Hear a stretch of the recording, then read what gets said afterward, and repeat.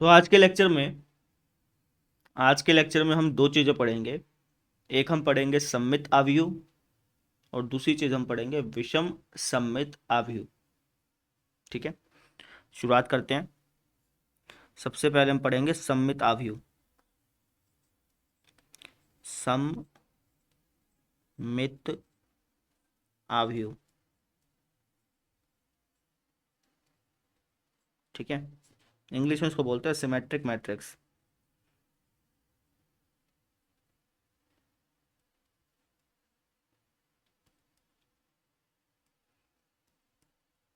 ठीक है जी।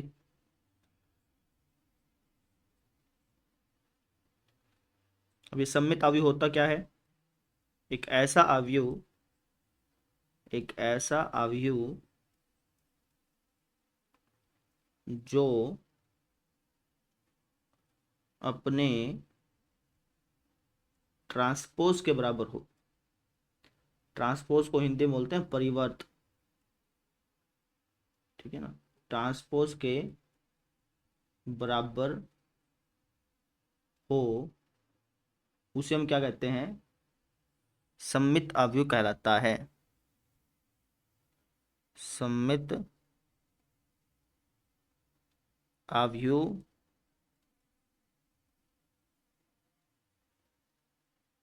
कहलाता है। एक ऐसा आव्यूह जो अपने ट्रांसपोज के बराबर हो उसे हम सममित आव्यूह कहते हैं, ठीक है ना। जैसे मान लो कि एक मैट्रिक्स है ए, इसका हमने ट्रांसपोज किया, तो इसका ट्रांसपोज और ये खुद मैट्रिक्स अगर बराबर हो ना, तो हम इस टाइप के मैट्रिक्स को सममित आव्यूह बोलते हैं, ठीक है। एग्जाम्पल से समझो। जैसे एक मैट्रिक्स बना लेता हूँ मैं, लेट से ये मैट्रिक्स देखो आप। ये जो मैट्रिक्स मैंने बनाई है, ये मैट्रिक्स एक सममित मैट्रिक्स है, ठीक है ना। सममित आव्यूह है ये। कैसे? देख लो आप, इसका ट्रांसपोज निकाल के देखो। इसका जब आप ट्रांसपोज निकालोगे ना, ट्रांसपोज निकालोगे तो यही आएगा। ट्रांसपोज कैसे निकालते हैं?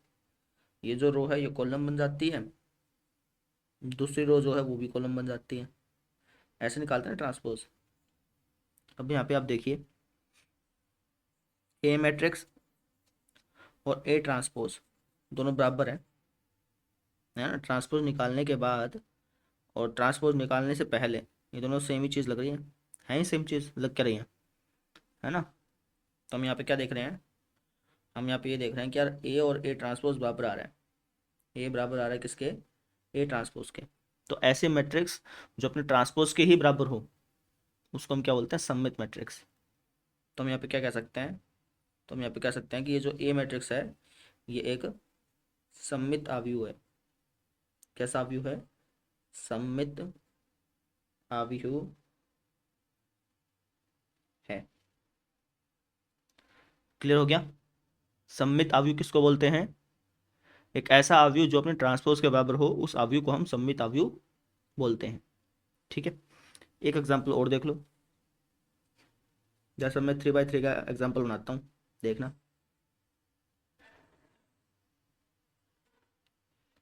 जैसे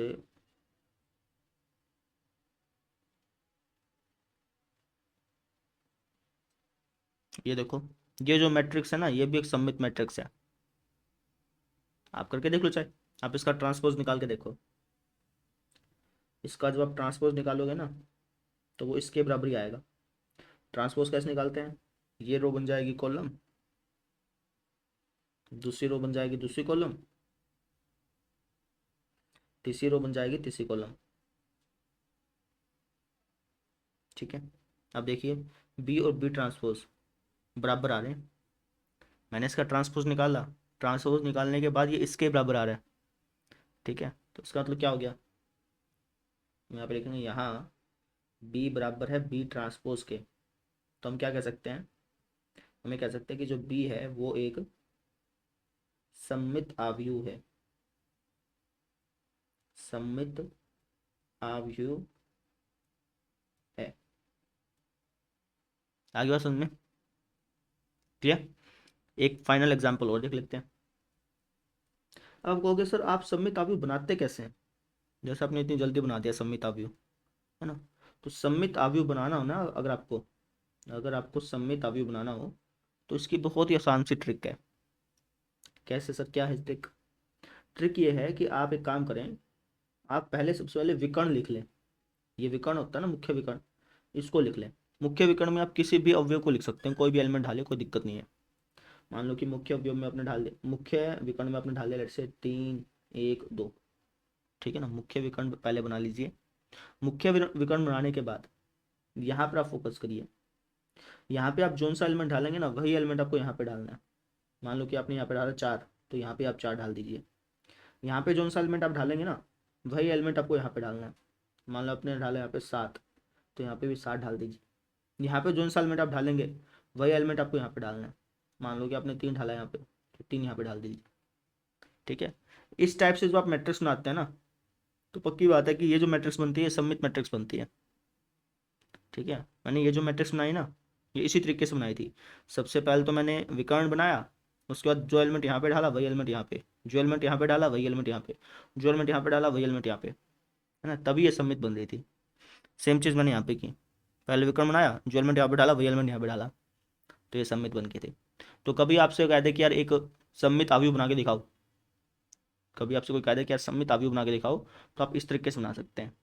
समझ में आ गई? सबसे पहले विकर्ण बनाइए, फिर जो एलिमेंट आप यहाँ पे डालेंगे वही एलिमेंट यहाँ पे, जो आप एलिमेंट यहाँ पे डालेंगे वही एलिमेंट यहाँ पे, जो एलिमेंट आप यहाँ पे डालेंगे वही एलिमेंट यहाँ पे, ठीक है ना। ठीक है सर जी।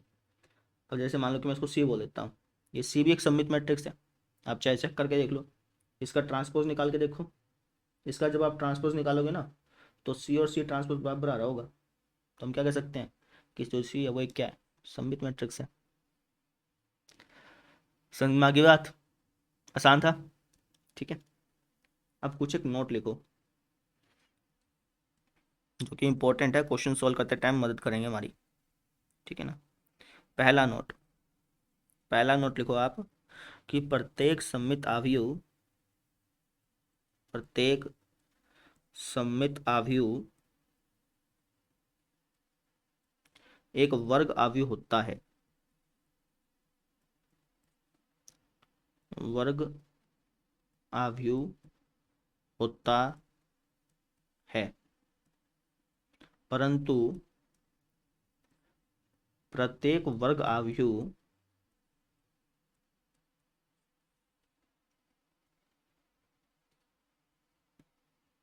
सममित अवयव नहीं होता।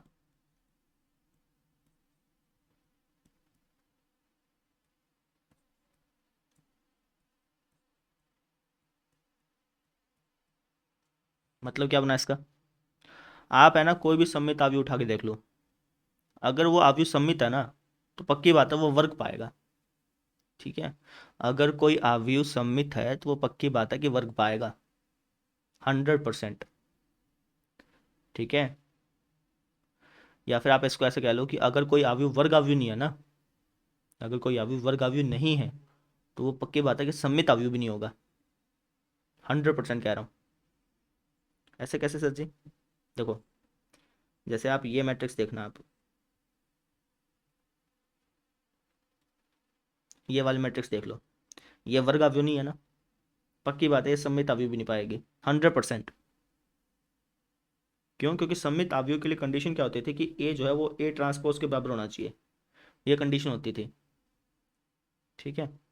अब इसका अगर आप ट्रांसपोज ज्ञात करोगे, तो इसका ट्रांसपोज ज्ञात करोगे तो वो ये आएगा, ये 1 2 3 4 5 6। अब ये और ये कभी बराबर हो ही नहीं सकता, है ना। वो साफ साफ दिख रहा है, क्यों नहीं हो सकता? क्योंकि इसका ऑर्डर तो है 2/3 और इसका ऑर्डर है 3/2, ठीक है। ऑर्डर ही चेंज हो गया, ऑर्डर ही चेंज हो गया तो बराबर होगा ही नहीं, है ना भाई। सबसे दो दो अवयव, अगर दो अवयव बराबर कब होते हैं? सबसे पहली चीज तो हम यही देखते हैं ना कि उसका ऑर्डर सेम हो। दो अवयव बराबर कब होते हैं? जब उसका ऑर्डर सेम हो और उसके संगत अवयव सेम हो। तो सबसे पहले तो हम यही चेक करते हैं कि यार उसका ऑर्डर सेम होना चाहिए, है ना। अगर कोई अवयव वर्ग अवयव है, तो जब आप उसका ट्रांसपोज ज्ञात करोगे तो इसकी तो गारंटी रहती है कि भैया उसका ऑर्डर सेम रहेगा, फिर हम एलिमेंट चेक करते हैं, है ना। लेकिन अगर कोई अवयव वर्ग अवयव नहीं है और उसका आप ट्रांसपोज ज्ञात करते हो, तो पहली गारंटी ही हट जाती है ना, पहले जो चीज़ थी कि भाई उसका ऑर्डर सेम होना चाहिए, वही वही हट जाता है। ठीक है, तो अगर कोई अवयव वर्ग अवयव नहीं है तो पहले ही पता चल गया कि वो बराबर भी नहीं पाएगा उसका ट्रांसपोज के, क्योंकि जब हम ट्रांसपोज ज्ञात करेंगे उसका ऑर्डर अलग होगा और वो जो मैट्रिक्स है उसका ऑर्डर अलग था। ठीक है, तभी मैंने आपसे कहा कि जो प्रत्येक सममित अवयव होगा ना वो वर्ग अवयव पाएगा पाएगा। ठीक है, अगर वो वर्ग अवयव नहीं है ना तो वो सममित अवयव भी नहीं है, सीधी सी बात है। ठीक है, अच्छा जी, परंतु प्रत्येक वर्ग अवयव सममित अवयव नहीं होता, ये भी बात बिल्कुल ठीक है। जैसे मान लो कि मैंने एक वर्ग अवयव बनाया इस तरीके से, अब आपको साफ साफ पता है कि ये एक सममित अवयव बनेगा, क्योंकि जो ट्रिक बताई थी उस तरीके से मैंने बना दिया। अब मान लो कि मैं ऐसे वर्ग अवयव बनाता हूँ,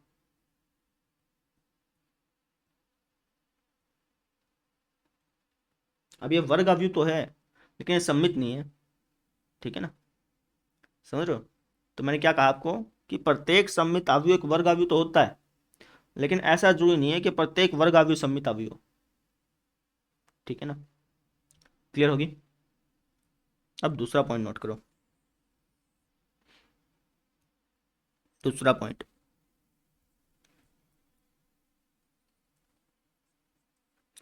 दूसरा पॉइंट लिखिए, प्रत्येक सममित अवयव में, प्रत्येक सममित अवयव में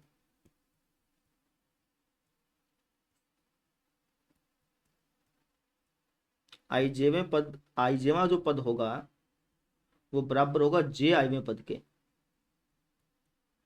आप कोई भी सममित अवयव उठा लो, उसमें आइजेवी पोजीशन पे जो एलिमेंट होगा ना वही एलिमेंट आपको जे आईवी पोजीशन पे मिलेगा।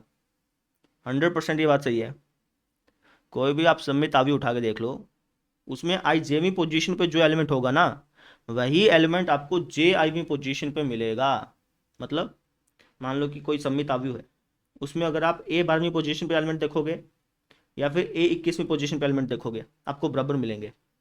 ठीक है ना, जैसे ए 13 पे कोई एलिमेंट होगा तो वो ए 31 के एलिमेंट के बराबर होगा। समझ रहे हो? लेट्स से ए, और कौन सा, और कौन सा लें, लेट्स से 32 ले लो। ए 32वां जो एलिमेंट होगा ना वो ए 23वें एलिमेंट के बराबर पाएगा, पक्की बात है। आपको दिखा भी देता हूँ, एग्जाम्पल दिखाएंगे, आपको चिंता क्यों करते हो। ये वाला देखो, इसके अंदर लेट्स से आप ए 12वां एलिमेंट देखो, ए 12वां और ए 21वां बराबर पाएंगे। ए 12वां सर 3 है, ए 21वां भी 3 है। इसके अंदर देख लो, ए 12वां देखो, ए 21वां देखो, ए 32वां देखो, ए 23वां देखो। ठीक है ना, ए 13वां देखो, ए 31वां देखो, आपको बराबर पाएंगे।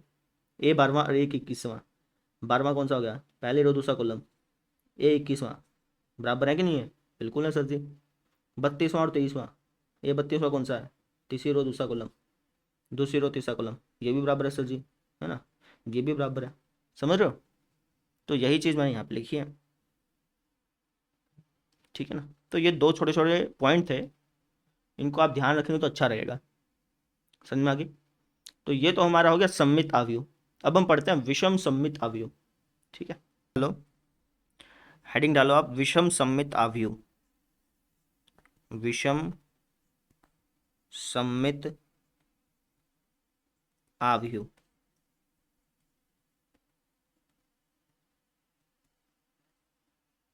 अब ये विषम सममित अवयव किसको बोलते हैं वो समझो। एक ऐसा अवयव, एक ऐसा अवयव जो जो अपने ट्रांसपोज के, ट्रांसपोज के नेगेटिव के बराबर हो।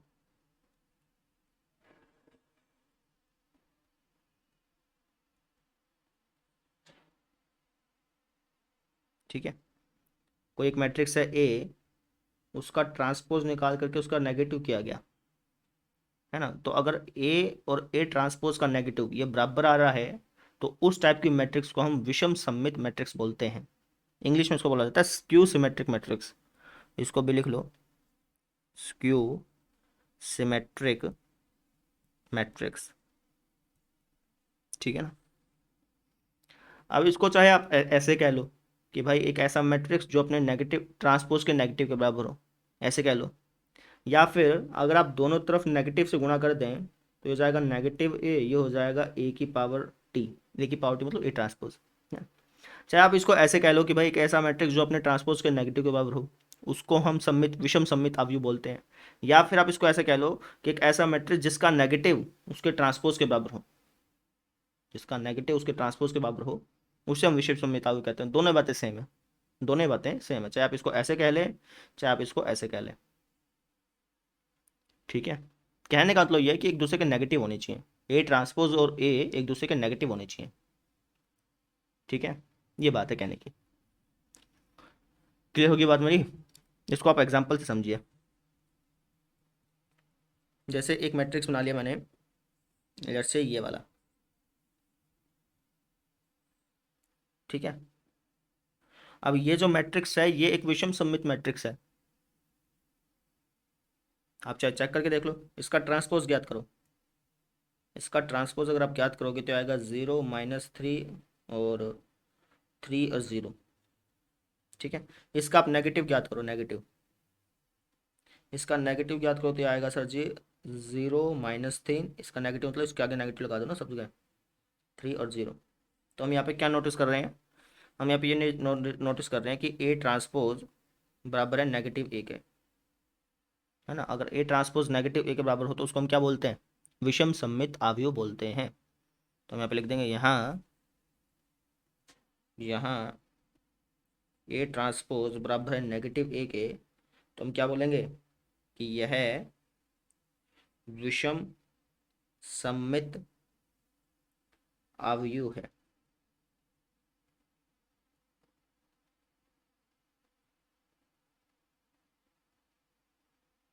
क्लियर? ठीक है, नहीं तो आप इसको ऐसे भी कर सकते थे। हमने इसका इस्तेमाल किया ना, ए ट्रांसपोज निकाला, नेगेटिव ए निकाला। आप इसका भी इस्तेमाल कर सकते थे कि भाई आप एक काम करते हैं, ये ए था, इसका ए ट्रांसपोज ज्ञात करते हैं। सर ए ट्रांसपोज तो ये आता, ठीक है, फिर इस ए ट्रांसपोज का वापस से नेगेटिव करते हैं तो सर ये आता 0 3 -3 0। फिर आप कहते हैं कि भैया ए अपना ए जो है वो नेगेटिव ए ट्रांसपोज के बराबर है, देख लो चाहे ए और नेगेटिव ए ट्रांसपोज बराबर है ना। तो आप क्या कह सकते हो कि अगर ए और नेगेटिव ए ट्रांसपोज बराबर है तो एक विषम सममित अवयव है, ऐसे भी कह सकते हो। चाहे आप इसका इस्तेमाल करो चाहे आप इसका इस्तेमाल करो, आपकी मर्जी है। ठीक है, मैं इसका इस्तेमाल करूंगा भाई। ठीक है, इसका इस्तेमाल करूंगा बार बार। आगे बात समझ में? आपकी इच्छा है, जैसा आपको ठीक लगे वैसा कर लो। ठीक है, ठीक है सर जी। एक एग्जांपल और ले लो भाई। जैसे मान लो कि एक मैट्रिक्स है, इसको बी बोल देता हूँ। अगर आपको कभी विषम सममित मैट्रिक्स बनाने को बोल दें ना, तो इसको बनाने का भी एक ट्रिक होता है। सॉरी, ट्रिक क्या है जी? आप सबसे पहले विकर्ण के अंदर 0 0 0 डाल दो, मुख्य विकर्ण के अंदर 0 0 0 0 डाल दो। ठीक है, फिर जो एलिमेंट आप यहाँ पे लिखोगे ना उसका नेगेटिव यहाँ पे लिखना। जैसे मान लो यहाँ पे 4 लिख दिया तो यहाँ पे नेगेटिव 4 लिख देना। यहाँ पे 5 लिख दिया, यहाँ पे नेगेटिव 5 लिख देना। यहाँ पे 3 लिख दिया, या फिर यहाँ पे मान लो नेगेटिव 3 लिख दिया, तो इसका नेगेटिव यहाँ पे लिख देना। समझो, जो एलिमेंट आप यहाँ पे लिखोगे उसका नेगेटिव उसके आगे नेगेटिव लगा के यहाँ पे लिखना। जैसे यहाँ पे आपने नेगेटिव 3 लिखा, इसके सामने अगर मैं नेगेटिव लगाऊंगा तो यही बनेगा, तो वो यहाँ पे लिख दिया। अब ये जो मैट्रिक्स बनाया ना, ये आपका एक विषम सममित मैट्रिक्स बना, पक्की बात है। करके देख लो चाहे आप। इसका ट्रांसपोज ज्ञात करो। इसका ट्रांसपोज आएगा सर 0 -4 -5 4 0 3 5 -3 0। और इसका आप नेगेटिव ज्ञात करो। इसका नेगेटिव आएगा सर जी, इसका नेगेटिव है ना, 0 -4 -5 4 0 3 5 -3 0। तो हम यहाँ पे क्या देख पा रहे हैं कि बी ट्रांसपोज बराबर आ रहा है माइनस बी के। ठीक है, अगर बी ट्रांसपोज माइनस बी के बराबर है तो हम क्या कह सकते हैं कि ये एक विषम सममित अवयव है। ठीक है, एक एग्जांपल और देख लो। जैसे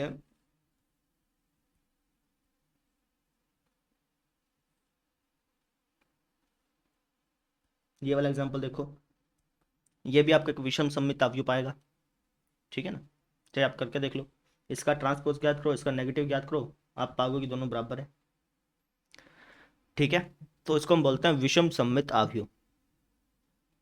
क्लियर हो गया। अब कुछ एक नोट्स हैं, उनको आप लिख लो एक बार, नोट ढालो, NOTE। पहली बात, प्रत्येक विषम सममित आव्यूह, प्रत्येक विषम सममित आव्यूह वर्ग आव्यूह होता है।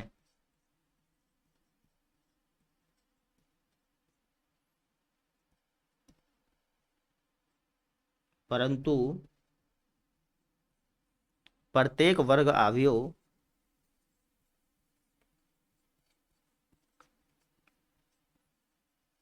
विषम सममित आव्यूह नहीं होता।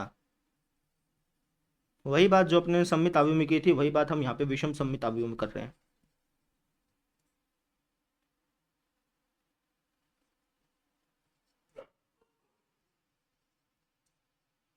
ठीक है ना। दूसरी बात, प्रत्येक विषम सममित आव्यूह में, प्रत्येक विषम सममित आव्यूह में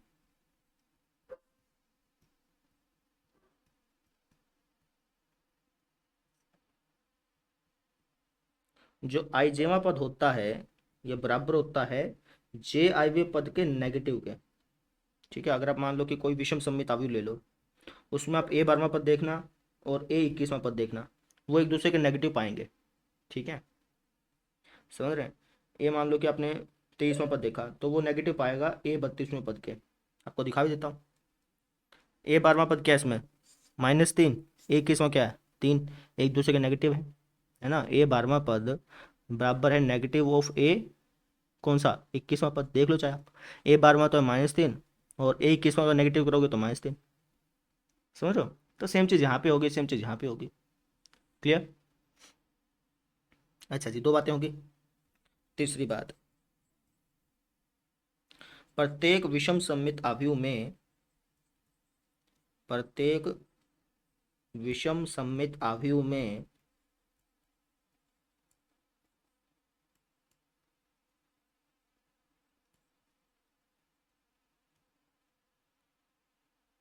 मुख्य विकर्ण के अवयव शून्य होते हैं। यह बात इंपॉर्टेंट है, मुख्य विकर्ण के अवयव शून्य होते हैं।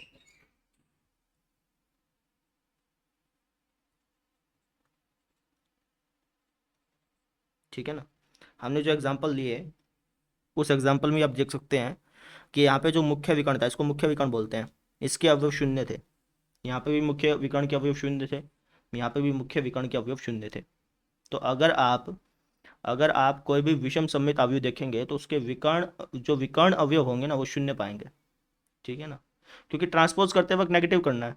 और अगर ये शून्य नहीं हुए, कुछ और लिख लिया आपने, तो जब आप इसका नेगेटिव करोगे तो वो बराबर नहीं आ पाएगा। इसका ट्रांसपोज करोगे ना, ट्रांसपोज करोगे और इसका नेगेटिव करोगे तो बराबर नहीं आ पाएगा। ये चीज़ होती है ना, इसकी वजह से विकर्ण, जो विकर्ण अवयव होते हैं ना, वो शून्य होते हैं इसकी वजह से। समझो। आप चाहे रख के देख लो, मान लो कि आपने शून्य नहीं रखना और कुछ रख के देखो, आप बना ही नहीं पाओगे। है ना, विषम सममित अवयव बना ही नहीं पाओगे। आपको अगर विषम सममित अवयव बनाना है, तो उसके लिए आपको सबसे पहले इस डायगनल डायगनल में 0 0 0 0 डालना पड़ेगा। समझ रहे हैं, ये चीज़ है। समझ में आ गई। तो तीन बातें थी। तो इस तरीके से हमारा विषम सममित आव्यूह का कंसेप्ट भी कंप्लीट हो गया। तो हमने दो चीज़ें पढ़ी, एक तो हमने पढ़ा सममित आव्यूह, एक हमने पढ़ा विषम सममित आव्यूह। सममित आव्यूह में तो क्या होता था कि A ट्रांसपोज बराबर होता था A के।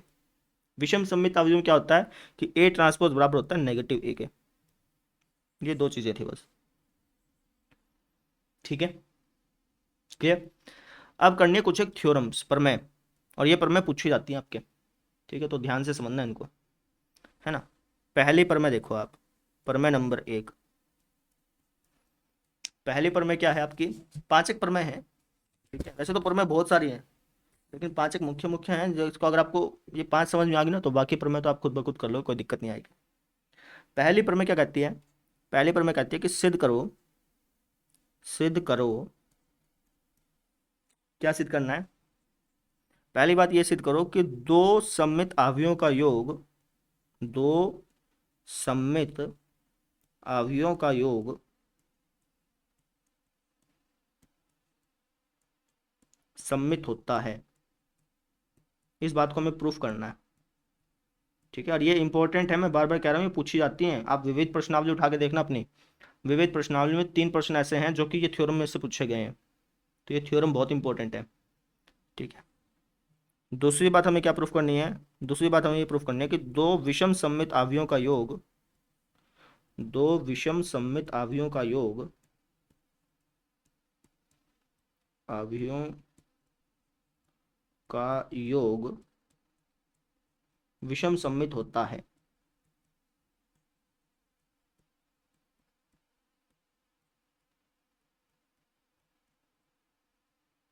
ठीक है, ये दो बातों को अपने को प्रूफ करना है। कर देते हैं।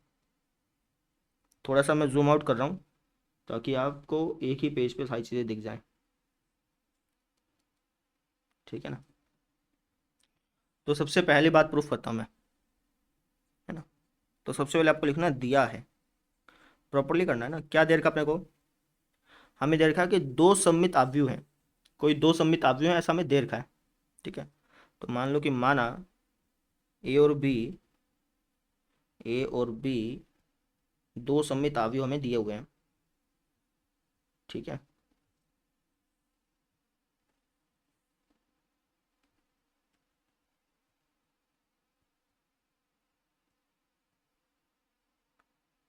ठीक है ना। और हमें क्या कह रखा है कि ए और बी दो सममित अवयव हैं, ये अपने को दिए हुए हैं। अगर ए और बी दो सममित अवयव अपने को दिए हुए हैं, इसका मतलब हम ये कह सकते हैं कि ए ट्रांसपोज बराबर होगा ए के और बी ट्रांसपोज बराबर होगा बी के। है ना, बोलिए, कह सकते हैं नहीं कह सकते? बिल्कुल कह सकते हैं सर जी, है ना। ठीक है, तो ये अपने को गिवन है। हमें सिद्ध क्या करना है? हमें सिद्ध क्या करना है? हमें सिद्ध ये करना है कि इन दोनों सममित अवयवों का जो जोड़ है ना वो भी सममित होगा। ठीक है, यानी कि ए प्लस बी सममित होगा, ये हमें प्रूफ करना है। ये हमें प्रूफ करना है। इसका मतलब ये हो गया कि हमें ये प्रूफ करना है कि ए प्लस बी का ट्रांसपोज बराबर होगा इसी के। ठीक है ना भाई, ए प्लस बी सममित है ऐसा हमें प्रूफ करना है। तो इसका मतलब क्या हो गया? इसका मतलब ये हो गया ना कि हमें ये प्रूफ करना है कि ए प्लस बी का ट्रांसपोज लेने पर ए प्लस बी ही आएगा। यही तो हमें प्रूफ करना हो गया बेसिकली। समझ लो भाई, मैं आपको कह देता हूँ कि प्रूफ करो कि ये जो बी मैट्रिक्स है ये सममित है। कैसे प्रूफ करोगे?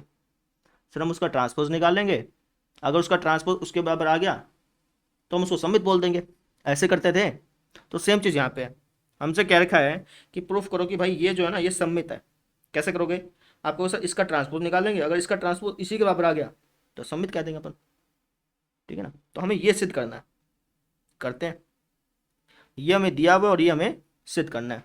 अब सिद्ध क्या हो, कैसे होगा वो समझो, बहुत आसान है। देखो, आपको ये दे रखा है और आपको ये चीज़ सिद्ध करनी है, ये वाली चीज़, है ना।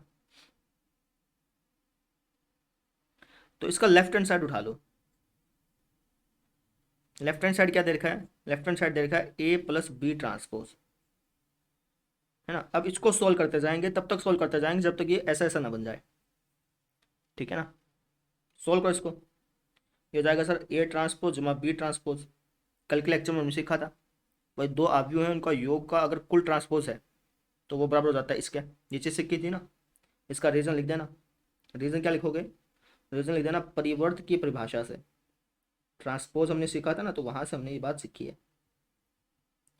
ठीक है, ठीक है सर जी।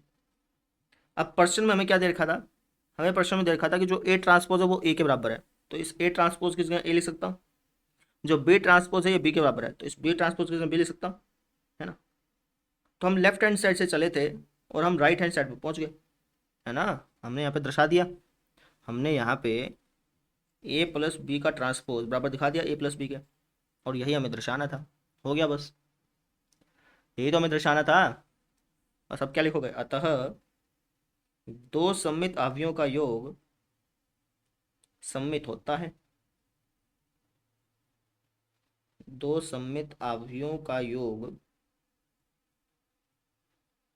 क्या होता है? सममित होता है, ऐसा आपने प्रूफ कर दिया। कितना आसान था। आई बात समझ में? ऐसे करना था। वापस समझो। हमें प्रूफ करना था कि दो सममित अवयवों का योग सममित होता है। तो हमने पहले मान लिया कि यार ए और बी दो सममित अवयव है। अगर सममित अवयव हमें दे रखे हैं तो इसका मतलब ये है कि ए ट्रांसपोज ए के बराबर होगा, बी ट्रांसपोज बी के बराबर होगा। अब हमें क्या सिद्ध करना था? हमें सिद्ध करना था कि इन दो सममित अवयवों का जो जोड़ है वो भी सममित होगा। इसका मतलब हमें ये सिद्ध करना था कि ए प्लस बी का ट्रांसपोज बराबर होगा ए प्लस बी के। तो हमने ए प्लस बी का ट्रांसपोज को खोला तो ऐसा बना। अब प्रश्न में क्या लिखा था कि ए ट्रांसपोज ए के बराबर है, बी ट्रांसपोज बी के बराबर है। तो इसकी जगह ए लिख दिया, इसकी जगह बी लिख दिया। तो हम ये कह सकते हैं कि भैया ए प्लस बी ट्रांसपोज बराबर है ए प्लस बी के। यही बात हमें प्रूफ करनी थी और ये बात यहाँ से प्रूफ होगी। तो हमने कह दिया कि हाँ भाई दो सममित अवयवों का जो जोड़ है वो सममित होता है। इस तरीके से हमें करना था। क्लियर हो गया? समझ में आया? अब इसी तरीके से ये हमने पहला पॉइंट प्रूफ किया ना, इसी तरीके से आप ये दूसरा पॉइंट प्रूफ करने की कोशिश करो। करो शाबाश। फिर मैं कराता हूँ आप, लेकिन पहले करो। करो करो। मैं तो करवाऊंगा लेकिन तुम करो पहले।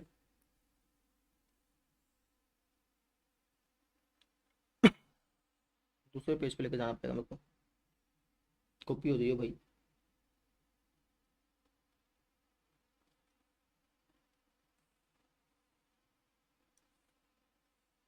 अब देखो, मैं प्रूफ करवा रहा हूँ लेकिन आप खुद ब खुद कर सकते हैं। कैसे प्रूफ करेंगे? सबसे पहले आप लिखेंगे दिया है। ठीक है, थोड़ा छोटा छोटा लिखूंगा ताकि एक ही पेज पे सिमटे। हमें क्या दे रखा है? हमें दे रखा है कि भैया दो विषम सममित अवयव हैं। तो माना ए और बी दो विषम सममित अवयव हैं।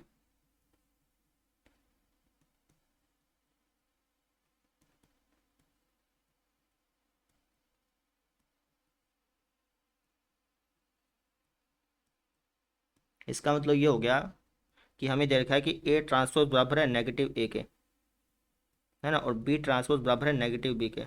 इसका मतलब यही तो हो गया, क्योंकि हमें दे रखा था ना कि दो विषम सममित हैं। इसका मतलब ए ट्रांसपोज बराबर होगा नेगेटिव ए के, बी ट्रांसपोज बराबर होगा नेगेटिव बी के। ये अपने को दिया हुआ है। अब हमें सिद्ध क्या करना है? हमें सिद्ध क्या करना है? आप कहेंगे सर हमें सिद्ध करना है कि इनका जोड़ जो है वो भी विषम सममित होगा, है ना। यानी कि ए प्लस बी जो है विषम सममित होगा, ये हमें प्रूफ करना है। इसका मतलब हमें प्रूफ करना है कि ए प्लस बी का ट्रांसपोज बराबर होगा नेगेटिव ओ ए प्लस बी के। ऐसा हमें प्रूफ करना है। ठीक है, अब प्रूफ करते हैं इसको। कैसे प्रूफ करोगे? लेफ्ट हैंड साइड उठा लेंगे सर जी। लेफ्ट हैंड साइड क्या है? लेफ्ट हैंड साइड है सर जी हमारे पास ए प्लस बी का ट्रांसपोज। अब ए प्लस बी का ट्रांसपोज को अगर हम खोलेंगे तो ये हो जाएगा ए ट्रांसपोज जमा बी ट्रांसपोज। रीजन क्या लिखोगे? रीजन लिखोगे परिवर्त की परिभाषा से।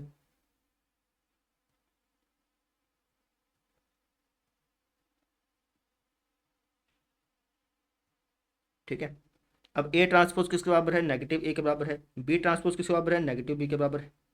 रीजन क्या लिखोगे? दिया है ना।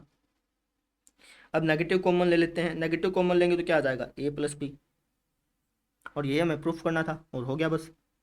हमें यही तो प्रूफ करना था कि ए प्लस बी का ट्रांसपोज बराबर होगा negative of A plus B के। प्रूफ कर दिया। अतः हम ये क्या कह सकते हैं? अतः हम ये कह सकते हैं कि दो विषम सममित अवयवों का योग, दो विषम सममित अवयवों का योग विषम सममित होता है।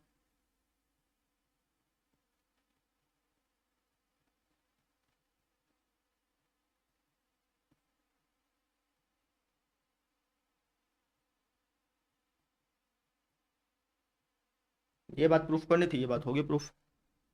कितना आसान था। ठीक है ना। अब देखो आप अगली थ्योरम, ये तो पहली थ्योरम होगी। अगली थ्योरम, प्रमेय नंबर दूसरी। उससे पहले मैं काम करता हूँ, चेक कर लेता हूँ वीडियो चल रहा है कि नहीं चल रहा। कई बार क्या होता है कि वीडियो चलता नहीं है ना। देखो, दूसरी थ्योरम क्या कहती है? दूसरी थ्योरम कहती है कि यदि, लिख लो, यदि ए और बी, यदि ए और बी सममित अवयव हैं, यदि ए और बी सममित अवयव हैं, तो सिद्ध करो, तो सिद्ध करो क्या, हमें सिद्ध करना है कि ए बी सममित है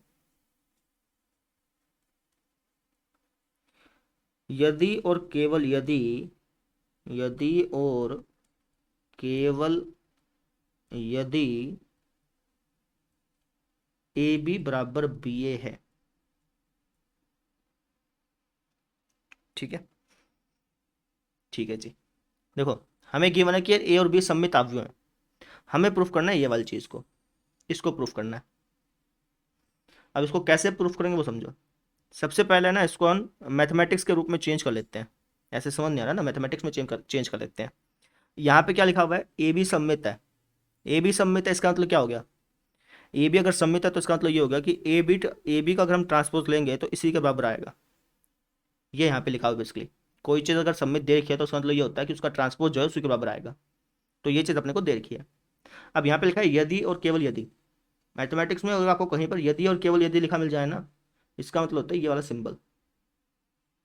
ठीक है, तो इसकी जगह मैंने ये लिख दिया। और यहाँ पे लिखा है ए बी बराबर बी ए, तो ए बी बराबर बी ए लिख दिया। ठीक है, तो मुझे ये वाली चीज़ प्रूफ करनी है। ठीक है, इसको हम बोलते कैसे वो समझो। इसको हम ऐसे बोलते हैं कि यदि ए बी का ट्रांसपोज बराबर है ए बी के, तो सिद्ध करो कि ए बी बी ए के बराबर होगा। एक चीज़ ये प्रूफ करनी है। और अगर यदि ए बी बराबर बी ए है तो सिद्ध करो कि ए बी ट्रांसपोज बराबर होगा ए बी के। एक ही प्रश्न में दो प्रश्न होते हैं इसके। जहां कहीं भी आपको ये वाला निशान दिख जाए ना डबल इंप्लाइज का, इसको बोल देते हैं डबल इंप्लाइज, क्योंकि दोनों तरफ इंप्लाई हो रहा है। अगर ऐसा निशान हो तो इसका बोलते हैं इंप्लाइज, ये भैया इंप्लाइज कर रहा है। अगर ऐसा निशान है तो इसका मतलब ये होता है कि ये चीज़ दे रखी है और इसको प्रूफ करना है ना। और अगर दोनों तरफ निशान हो तो इसका मतलब ये होता है कि भैया ये चीज़ दे रखी है, इसको प्रूफ करना है, फिर ये चीज़ अगर दे रखी है और इसको प्रूफ करना है। समझो, एक बार तो आपको ये मानना है कि ये गिवन है और इसको प्रूफ करना है, दूसरी बार आपको इसको गिवन मान के इसको प्रूफ करना है। ऐसा होता है। ठीक है ना, बहुत आसान होता है, मुश्किल नहीं है, बहुत आसान है। अब कैसे करते हैं प्रूफ, क्या तरीका होता है वो समझो। पिछली क्लास में भी आया था ऐसा सा। ठीक है, समुच्चय वाले चैप्टर में। तो हमें ये चीज़ प्रूफ करनी है ना, उसके लिए पहले आप क्या करोगे, एक बार तो आप इसको गिवन मान लोगे, इसको गिवन मान लेना आप। ठीक है, इसको गिवन मान के इसको प्रूफ करो, है ना। करते हैं, दो चीज़ हैं इसमें, दो दो बार आपको करना पड़ेगा। तो पहले में आपको क्या करना है, आपको दिया है मानना है इसको, इसको मान लेना गिवन। ठीक है, ये आपको दे रखा है। ठीक है, और प्रूफ क्या करना है, आपको सिद्ध क्या करना है, आपको सिद्ध करना है ये वाली चीज को। ठीक है, इसको गिवन मानना है और इसको आपको सिद्ध करना है ना। फिर जब आप ऐसा कर दोगे ना, ऐसा कर दोगे, तो फिर वापस आपको दिया है किसको मानना है, अब की बार सचित दिया है हमको इसको मानना है, इसको मान करके इसको सिद्ध करना है, ये चीज होती है इसमें। ठीक है ना, तो हमें क्या दे रखा है, हमें दे रखा है ए बी बराबर बी ए दे रखा है। और फिर हम सिद्ध किसको करेंगे सर जी, फिर हम सिद्ध करेंगे किसको, इसको सिद्ध करेंगे सर जी। ए बी का ट्रांसपोज बराबर होगा ए बी के। समझो, एक बार ये काम करना है, एक बार ये काम करना है, दोनों काम कर दोगे तो आपका ये प्रूफ हो जाएगा अपने आप।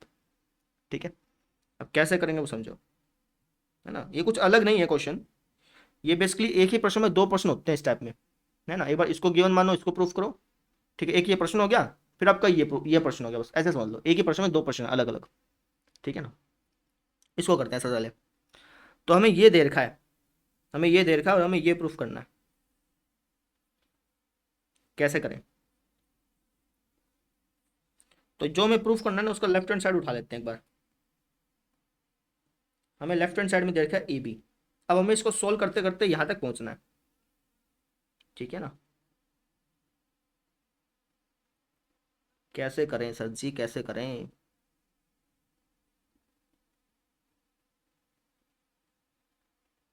हम्म,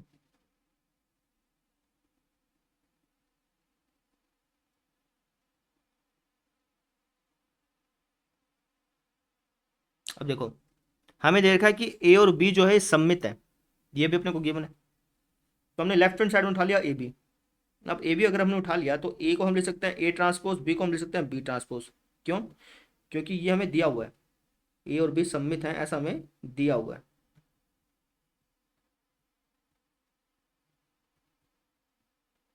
ठीक है। अच्छा जी।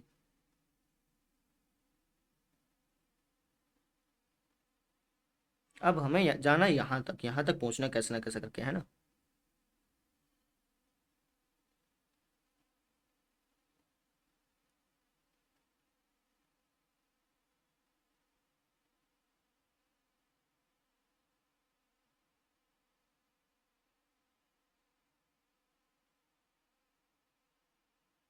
नहीं, इसको ऐसे मत करो फिर, ऐसे होगा नहीं ना।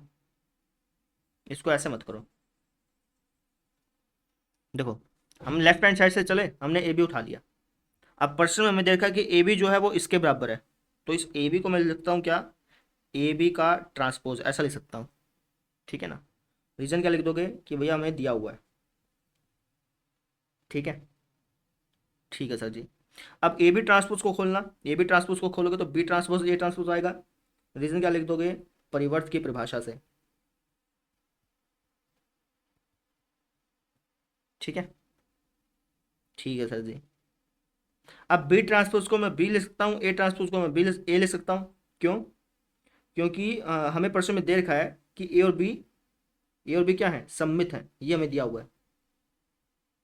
ठीक है ना।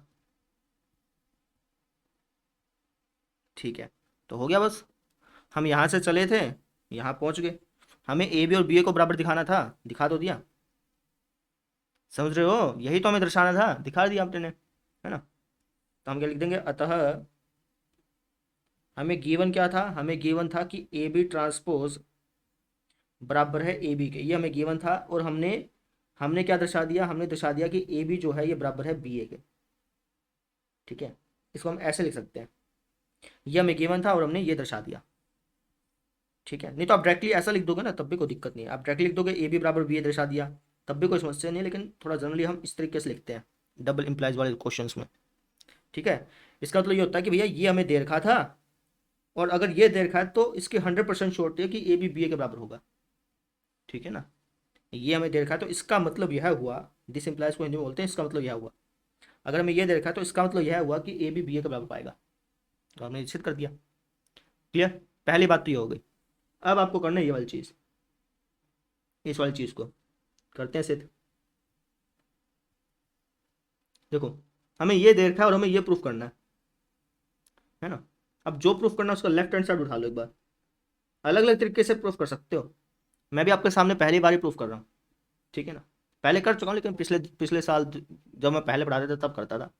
अभी तो आपके सामने पहली बार ही प्रूफ हो रहा है ना।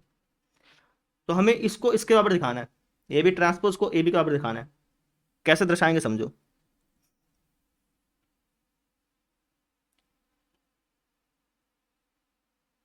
अब प्रश्न में देखा है ए बी जो है वो बी ए के बराबर है, तो एक काम करता हूँ, इस ए बी को मैं लिख सकता हूँ बी ए, है ना। रीजन दिया हुआ अपने को। ठीक है। अच्छा जी, या फिर आप लिख दो दिया है कि बजाय आप ये भी लिख सकते हो कि ए बी बराबर बी ए है, आपकी मर्जी है वो तो।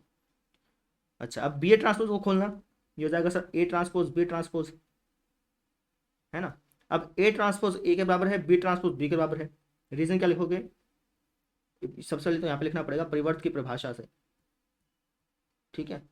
और यहाँ पे रीजन क्या लिखोगे कि ए और बी जो है वो सम्मित है, लिख देना अपने आप। ठीक है। बस हो गया। हम यहाँ से चले थे, यहाँ पहुँच गए, और यही हमें करना था, इसी को तो बराबर दर्शाना था, दर्शा तो दिया। तो अब क्या लिख दोगे यहाँ पे, अतः हम क्या कह सकते हैं कि भाई हमें ए बी बराबर बी ए दिया हुआ था, और हमने क्या दर्शा दिया, हमने ए बी ट्रांसपोज बराबर दर्शा दिया ए बी के, ऐसा हमने लिख दिया। ठीक है। अगली बात समझ में। इसका मतलब क्या हुआ, इसका मतलब ये हुआ कि अगर ए बी बी ए के बराबर है तो इसका अर्थ यह हुआ कि ए बी का ट्रांसपोज बराबर होगा ए बी के। अगर ए बी बी के बराबर है तो ये 100% श्योरिटी है कि ए बी का ट्रांसपोज ए बी के बराबर पाएगा। और यहाँ पे क्या मतलब था कि अगर ए बी का ट्रांसपोज ए बी के बराबर है तो इसकी 100% श्योरिटी है कि ए बी बी ए के बराबर पाएगा। समझो भाई, अगर ये बात सत्य है तो इसकी 100% श्योरिटी है कि ये बात भी सत्य होगी, है ना। और यहाँ पर हमने क्या प्रूफ कर दिया कि अगर ये बात सत्य है तो इसकी 100% श्योरिटी है कि ये बात भी सत्य होगी। तो अगर हम दोनों को कंपेयर करें तो मैं कह सकते हैं कि भैया अगर ये बात सत्य है तो ये बात सत्य होगी, ये बात सत्य है तो ये बात सत्य होगी। डबल इंप्लाइज हो गया, ठीक है ना। अब इसको मैं लिख देता हूँ समीकरण 1, इसको लिख देता हूँ समीकरण 2, ठीक है ना। अब देखो, एक तरफ तो चोंच लग रही है ए बी बराबर बी ए के बराबर, है ना, ए बी बराबर बी ए के सामने चोंच लग रही है, और एक बार चोंच लग रही है इसके सामने। तो हम एक व दो से क्या कह सकते हैं, समीकरण एक व दो से हम क्या कह सकते हैं, हम ये कह सकते हैं कि भैया ए बी का ट्रांसपोज अगर ए बी के बराबर है तो यह डबल इंप्लाइज करता है किसको, ए बी बराबर बी ए को। डबल इंप्लाइज का मतलब क्या है कि अगर यह सत्य है तो यह भी सत्य होगा, और अगर यह सत्य है तो यह भी सत्य होगा। ये हमें प्रूफ करना था और हमने प्रूफ कर दिया। समझो, ये इस तरीके से प्रूफ किया जाता है। थोड़ा जूम आउट करता हूँ, एक पेज पे आ जाएगा फिर आपको ज़्यादा समझ में आएगा। थोड़ा और जूम आउट कर लेते हैं। ये देखिए, हमने ऐसे प्रूफ किया, आई बात समझ में। भाई हमें ये चीज़ प्रूफ करनी थी तो सबसे पहले इसको गिवन मान लिया, इसको प्रूफ किया, ये हो गया जी। फिर हमने इसको गिवन मान लिया, ये प्रूफ किया, ये हो गया जी।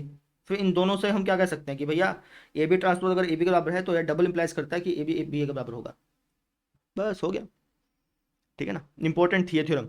ये थ्योरम आपकी मिसलेनियस एक्सरसाइज का एग्जाम्पल नंबर 27 पता नहीं 28 है, उसमें पूछ सकी है, आप चाहे चेक कर सकते हो वहाँ पे, ठीक है ना। अब हम बढ़ते हैं अगली थ्योरम पे, प्रमेय नंबर 3।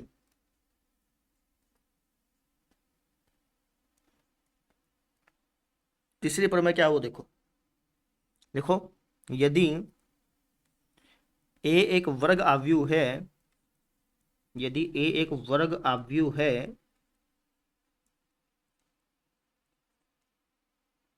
तो सिद्ध करो, तो सिद्ध करो कि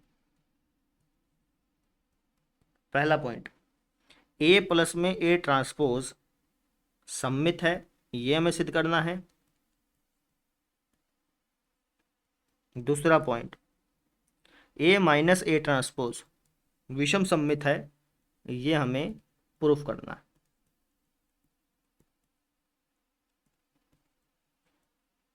ठीक है ना। अब कैसे प्रूफ करेंगे वो देखो, ठीक है। हमें क्या लिखा है कि ए एक वर्ग आव्यूह है, हमें सिद्ध करना है कि ए प्लस में ए ट्रांसपोज सममित है और ए माइनस ए ट्रांसपोज विषम सममित है। तो पहली बात को हम प्रूफ करते हैं, हमें प्रूफ करना है कि ए प्लस ए ट्रांसपोज सममित है ना। तो सबसे पहले तो दिया है लिख लो, हमें क्या दे रखा है, हमें दे रखा है कि ए एक वर्ग आव्यूह है। इसका तो कोई खास इफेक्ट पड़ेगा नहीं, कुछ खास दे ही नहीं रखा अपने को, है ना। वर्ग आव्यूह है तो उसका क्या अचार ढालेंगे, कुछ और खास देता तो फिर मजा आता। चलो कोई बात नहीं, हमें सिद्ध क्या करना है सर, हमें सिद्ध करना है क्या, हमें सिद्ध करना है कि ए प्लस में ए ट्रांसपोज सममित है। सममित है इसका मतलब क्या, कि हमें सिद्ध करना है कि ए प्लस में ए ट्रांसपोज को अगर हम ट्रांसपोज करें, इसका ट्रांसपोज करें तो इसी के बराबर आएगा। सममित का मतलब ये होता है ना, इसका ट्रांसपोज करें तो इसके बराबर आएगा, ऐसा हमें सिद्ध करना है। चलो सिद्ध करते हैं। सबसे पहले वीडियो पॉज करके खुद ब खुद सिद्ध करना, लेफ्ट हैंड साइड उठा लेना और इसको सोल्व करते जाना। कब तक सोल्व करते जाओगे, जब तक ये ऐसा ऐसा ना बन जाए, ठीक है ना।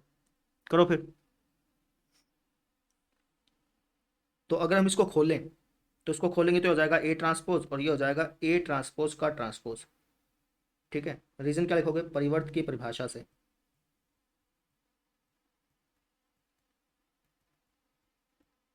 ठीक है। अब ए ट्रांसपोज का ए ट्रांसपोज ये हो जाएगा, ए के ऊपर डबल ट्रांसपोज लग रहा है तो ए हो जाएगा। रीजन क्या लिखोगे, परिवर्त की परिभाषा से लिख दो या फिर आप कह दो कि भाई ए ट्रांसपोज का अगर हम ट्रांसपोज करते हैं तो ए आता है।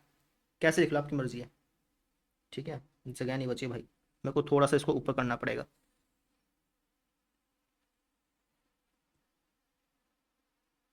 ठीक है ना।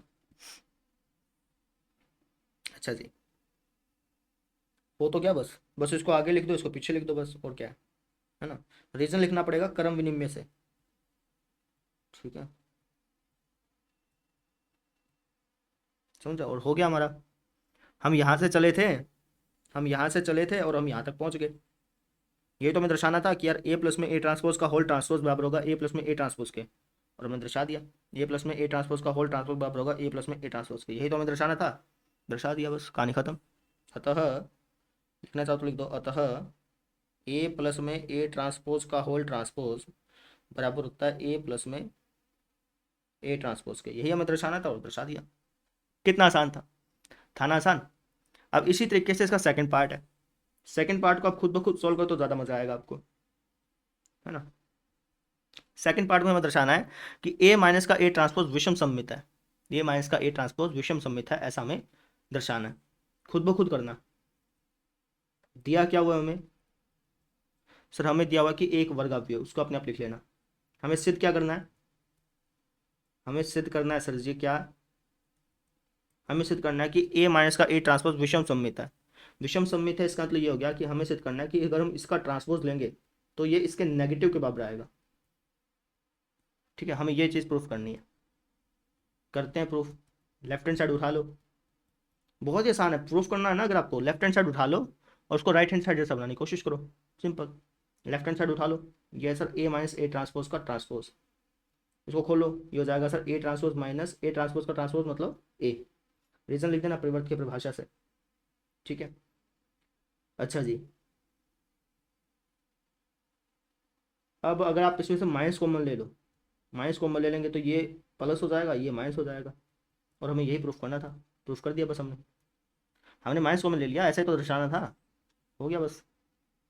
समझ रहे हैं कितना आसान था। अतः हम क्या कह सकते हैं, हम ये कह सकते हैं कि ए माइनस ए ट्रांसपोज का ट्रांसपोज बराबर है minus of A minus A transpose, यह हमें दर्शाना था, दर्शा दिया। ठीक है, ऐसे करना होता है। क्लियर होगी बात मेरी, समझ में आया। अगली थ्योरम देखते हैं। अब ये थ्योरम देखो, ये भी बहुत इंपॉर्टेंट थ्योरम है। ठीक है, पूछी जा चुकी है ये, एनसीईआरटी एग्जाम्पलर में शायद आपको देखने को मिलेगी। एनसीईआरटी में भी है लेकिन एनसीईआरटी में ये आधी है। ठीक है, इसका पूरा वर्जन आपको एनसीईआरटी एग्जाम्पलर में शायद देखने को मिले, लेकिन ये थ्योरम इंपॉर्टेंट है, ध्यान से समझना। क्या क्या कि सिद्ध करो कि किसी वर्ग आव्यूह को, कोई एक वर्ग आव्यूह है कोई भी, किसी भी वर्ग आव्यूह को हम सममित तथा विषम सममित, सममित तथा विषम सममित आव्यूहों के योगफल के रूप में अद्वितीय रूप से लिख सकते हैं, ऐसा हमें प्रूफ करना है। ठीक है ना, समझो। हमें क्या गिवन है, हमें गिवन है कि भैया कोई एक वर्ग आव्यूह है, तो जैसे मान लो कि ए एक वर्ग आव्यूह है, ये हमें गिवन है। ठीक है, ठीक है, हमें सिद्ध क्या करना है, हमें सिद्ध करना है कि भैया कोई भी वर्गाव्यूह हो, जैसे हमने यहाँ पे ए को एक वर्गाव्यूह माना है।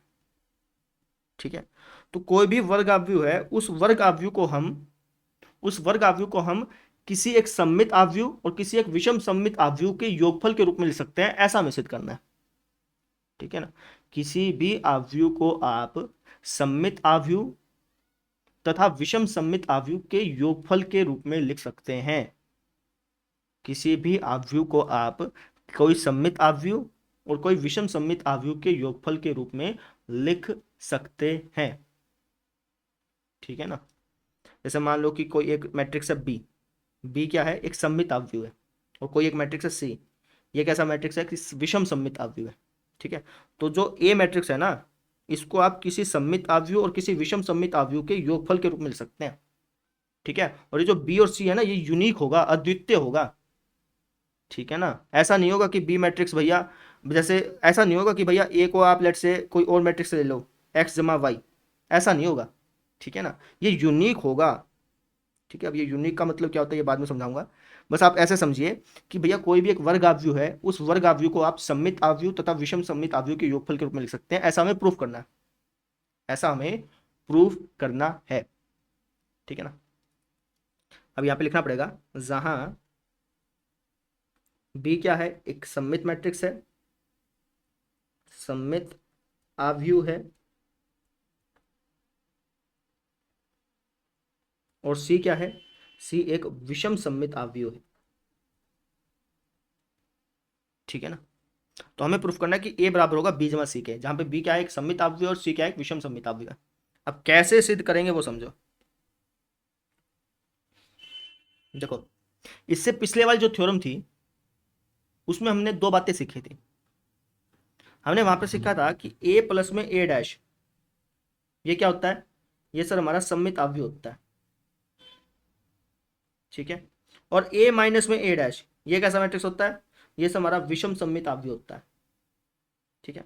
अगर मैं इसको और इसको जोड़ दूं, इसको इसको जोड़ूंगा तो क्या आएगा, आप कहेंगे सर जब आप इसको जोड़ेंगे तो 2a आएगा, है ना। अच्छा, 2a आ रहा है, और हमें क्या चाहिए, हमें a चाहिए, है ना। हमें यही तो दर्शाना है कि भैया किसी आव्यूह को आप सममित आव्यूह तथा विषम सममित आव्यूह के योगफल के रूप में लिख सकते हैं।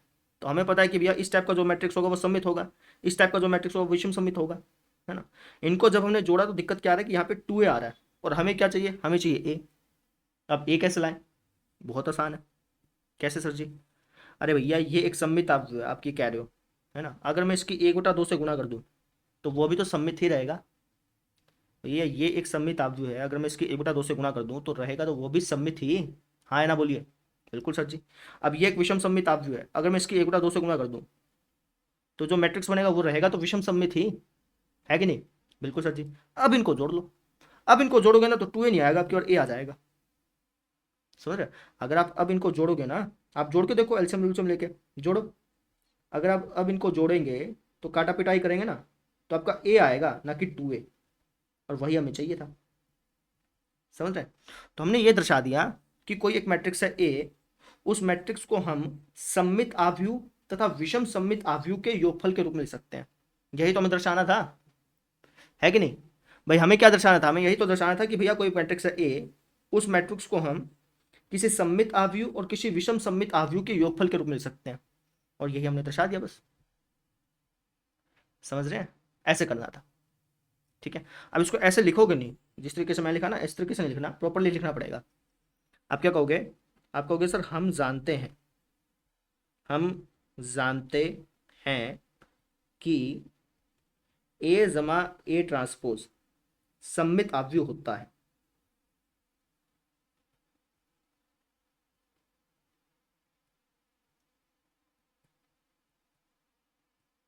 ठीक है ना। अब एक काम करता हूं, अगर ए जमा ए ट्रांसपोज सममित आव्यूह है तो मैं कह सकता हूं कि 1/2 गुना ए जमा ए ट्रांसपोज, ये भी सममित आव्यूह होगा, हाँ ना, बोलिए।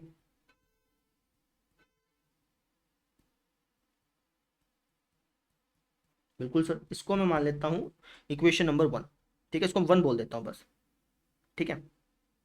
और ऐसे ही हम ये जानते हैं कि ए माइनस ए ट्रांसपोज विषम सममित आव्यूह होता है, ये बात हमें पता है।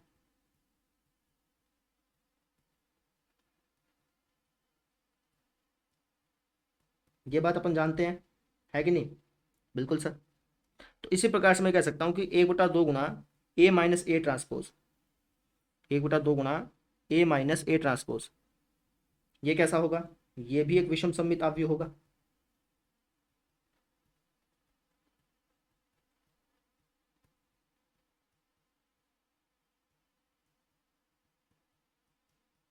ठीक है, इसको मैं मान लेता हूँ इक्वेशन नंबर 2, ठीक है। ठीक है जी। एक व दो से, एक व दो से हम क्या कह सकते हैं, अगर मैं एक और दो को जोड़ दूं, है ना, तो हम ये कह सकते हैं कि जो ए आएगा वो कैसा आएगा, वो आएगा सर जी 1/2 गुना ए जमा ए ट्रांसपोज जमा में 1/2 गुना ए माइनस ए ट्रांसपोज। अगर मैं इनको जोड़ दूं, जोड़ने पर मुझे क्या मिलेगा, ए मिलेगा। आप इनको जोड़ के देखो ना, दो एलसीएम लेना, ए जमा ए ट्रांसपोज ए जमा ए माइनस ट्रांसपोज, कट जाएगा, फिर 2 से 2 कट जाएगा, जब इसको सोल्व करोगे तो आपको ए ही मिलेगा, ठीक है। तो एक व दो से हम क्या कर सकते हैं कि जो भैया अगर हम इनको जोड़ दें, एक व दो को अगर हम जोड़ दें, यानी कि किसी सम्मित आव्यूह और किसी विषम सम्मित आव्यूह को हम जोड़ देते हैं, तो हमें क्या मिल रहा है, ए मिल रहा है। क्या मिल रहा है, ए मिल रहा है ना। अब इसको मैं बी मान लेता हूँ, इसको मैं क्या मान लेता हूँ, बी मान लेता हूँ, और इसको मैं मान लेता हूँ सी, ठीक है। लिख देना, बी क्या है, बी हमने इसको मानना है, इस इतना बड़ा बड़ा ना लिखना पड़े, इसके लिए हमने इसको बी मान लिया, इसको हमने सी मान लिया, ठीक है। तो हम कह सकते हैं कि जो ए है ये बराबर है बी जमा सी के, और यही हमें प्रूफ करना था, ये प्रूफ हो गया, ठीक है। ऐसे प्रूफ करना था, आई बात समझ में। हमने ये प्रूफ कर दिया कि किसी भी वर्ग आव्यूह को आप सममित आव्यूह तथा विषम सममित आव्यूह के योगफल के रूप में लिख सकते हैं, ये बात अपने प्रूफ कर दी, ये छोटी सी बात मैं आपको समझाना चाह रहा हूँ। ठीक है, कोई भी आप वर्ग आव्यूह लीजिए, उसको आप सममित आव्यूह तथा विषम सममित आव्यूह के योगफल के रूप में लिख सकते हैं। ठीक है, ये बात तो आपने प्रूफ कर दी, चलो ठीक है। अब आपको ये प्रूफ करना है कि ये जो आपका सममित आव्यूह और विषम सममित आव्यूह के रूप में आपने लिखा है ना, ये अद्वितीय है, ये प्रूफ करना है। अद्वितीय का मतलब ये है, अद्वितीय का मतलब समझो, अद्वितीय का मतलब ये है कि जो ये बी है ना, ये जो बी है ये इसी के ही बराबर होगा और किसी के बराबर नहीं होगा। समझ रहे हैं, ये जो बी है ये इसी के ही बराबर होगा, इसी से ही ये बी आएगा और किसी से बी आ ही नहीं सकता।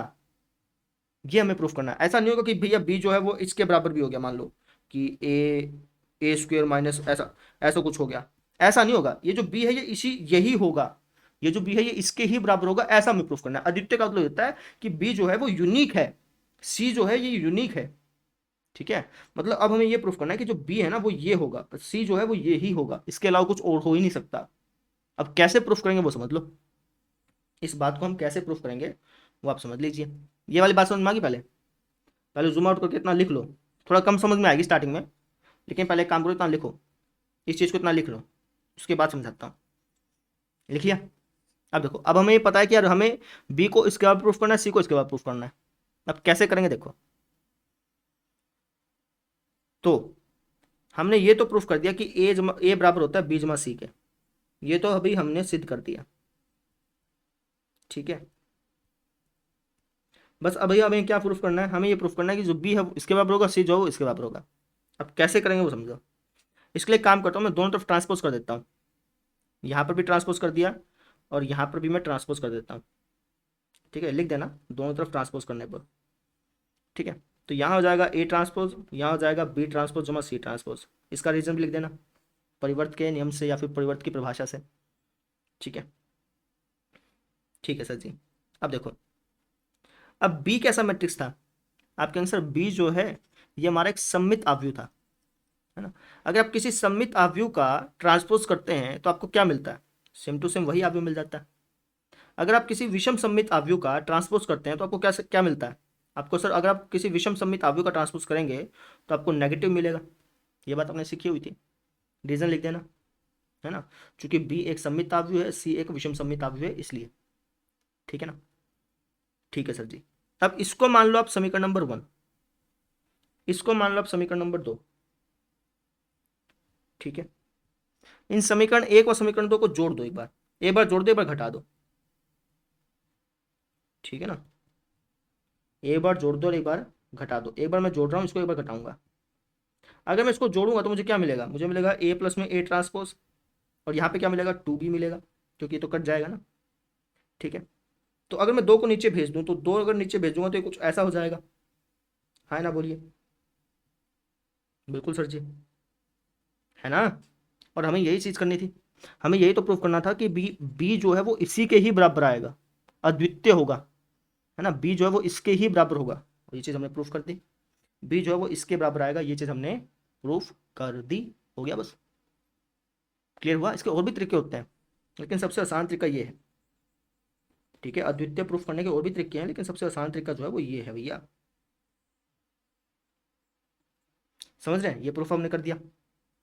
अच्छा, अब क्या करेंगे, अब 1 व 2 को घटा दो, समीकरण 1 व 2 को घटा दो। अगर आप घटाएंगे तो आपको क्या मिलेगा, आपको मिलेगा ए माइनस ए ट्रांसपोज, बराबर क्या मिलेगा, बराबर मिलेगा सर जी आपको, जब घटाएंगे तो 2c मिल जाएगा, है ना। तो यहाँ पे आ गया 1/2 into A minus A transpose बराबर सी। और हमें यही प्रूफ करना था कि जो सी है वो इसी के ही बराबर आएगा और किसी बराबर आएगा ही नहीं। देख लो, प्रूफ कर दिया अपने ने। समझ रहे हैं, तो इस तरीके से अपने को प्रूफ करना था। क्लियर हुआ? आई बात समझ में? ये चीज थी,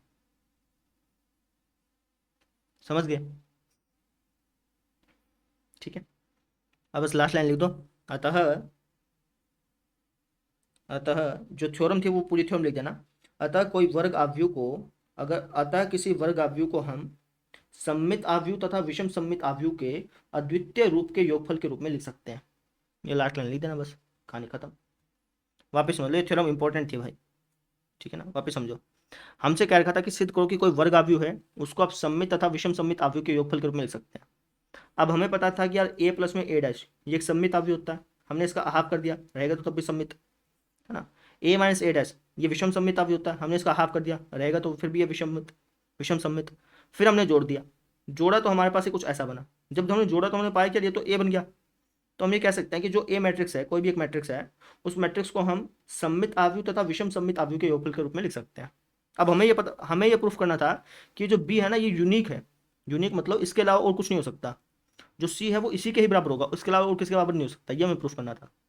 इसको भी हमने प्रूफ कर दिया। कैसे? ए बराबर बी जमा सी, ये तो हमने प्रूफ कर ही दिया था। हमने दोनों तरफ लिया ट्रांसपोज, दोनों तरफ ट्रांसपोज लिया, सोल्व किया, तो ये इक्वेशन बन के आ गई हमारी। इन दोनों इक्वेशन को एक बार जोड़ दिया, इन दोनों इक्वेशन को एक बार घटा दिया, तो वहां से हमारे पास बी की क्या वैल्यू निकली, ये वैल्यू निकली।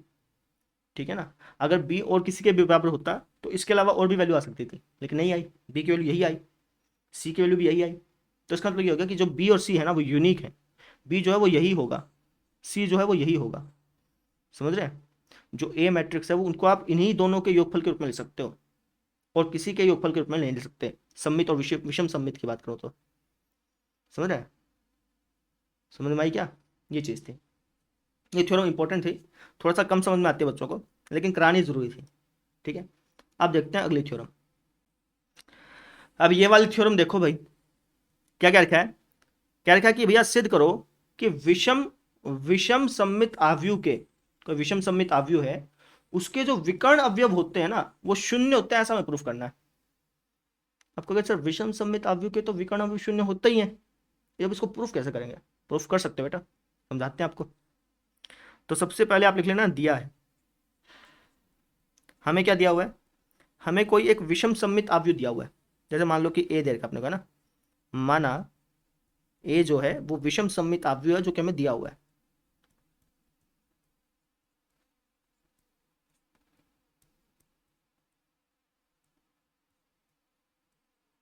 ठीक है, अब हम यहां पे लिखेंगे सिद्ध करना है।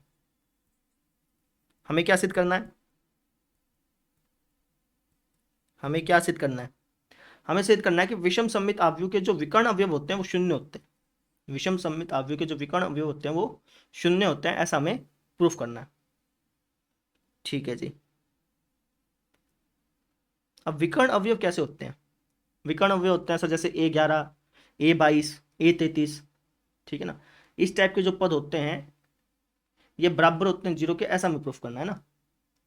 यानी हमें प्रूफ करना है कि A11 ले लो या फिर A22 ले लो या A33 ले लो। इस तरीके से आप आगे चलते जाओ, है ना। अब यहाँ पे देखिए, अगर मैं मान लो इसको आई मान लूँ तो ये भी आई है, इसको जे मान लूँ तो ये भी जे है, सेम आ रहे हैं ना। तो इस प्रकार से मैं कह सकता हूँ कि A जो आई भी पोजीशन में जो पद है वो जीरो होगा, ये हमें प्रूफ करना है, ऐसा मैं कह सकता हूँ। ठीक है, अब इसको कैसे प्रूफ करूँगा वो देखो। हम लिखेंगे हम जानते हैं कि विषम सम्मित आव्यूह में विषम सम्मित आव्यूह में जो आई जेवी पोजीशन पे जो एलिमेंट होता है ये बराबर होता है नेगेटिव ऑफ जे आई वी पोजीशन के एलिमेंट के, है ना। आई और जे का आप कोई भी मान रखिए, आपको हमेशा यही चीज देखने को मिलेगी।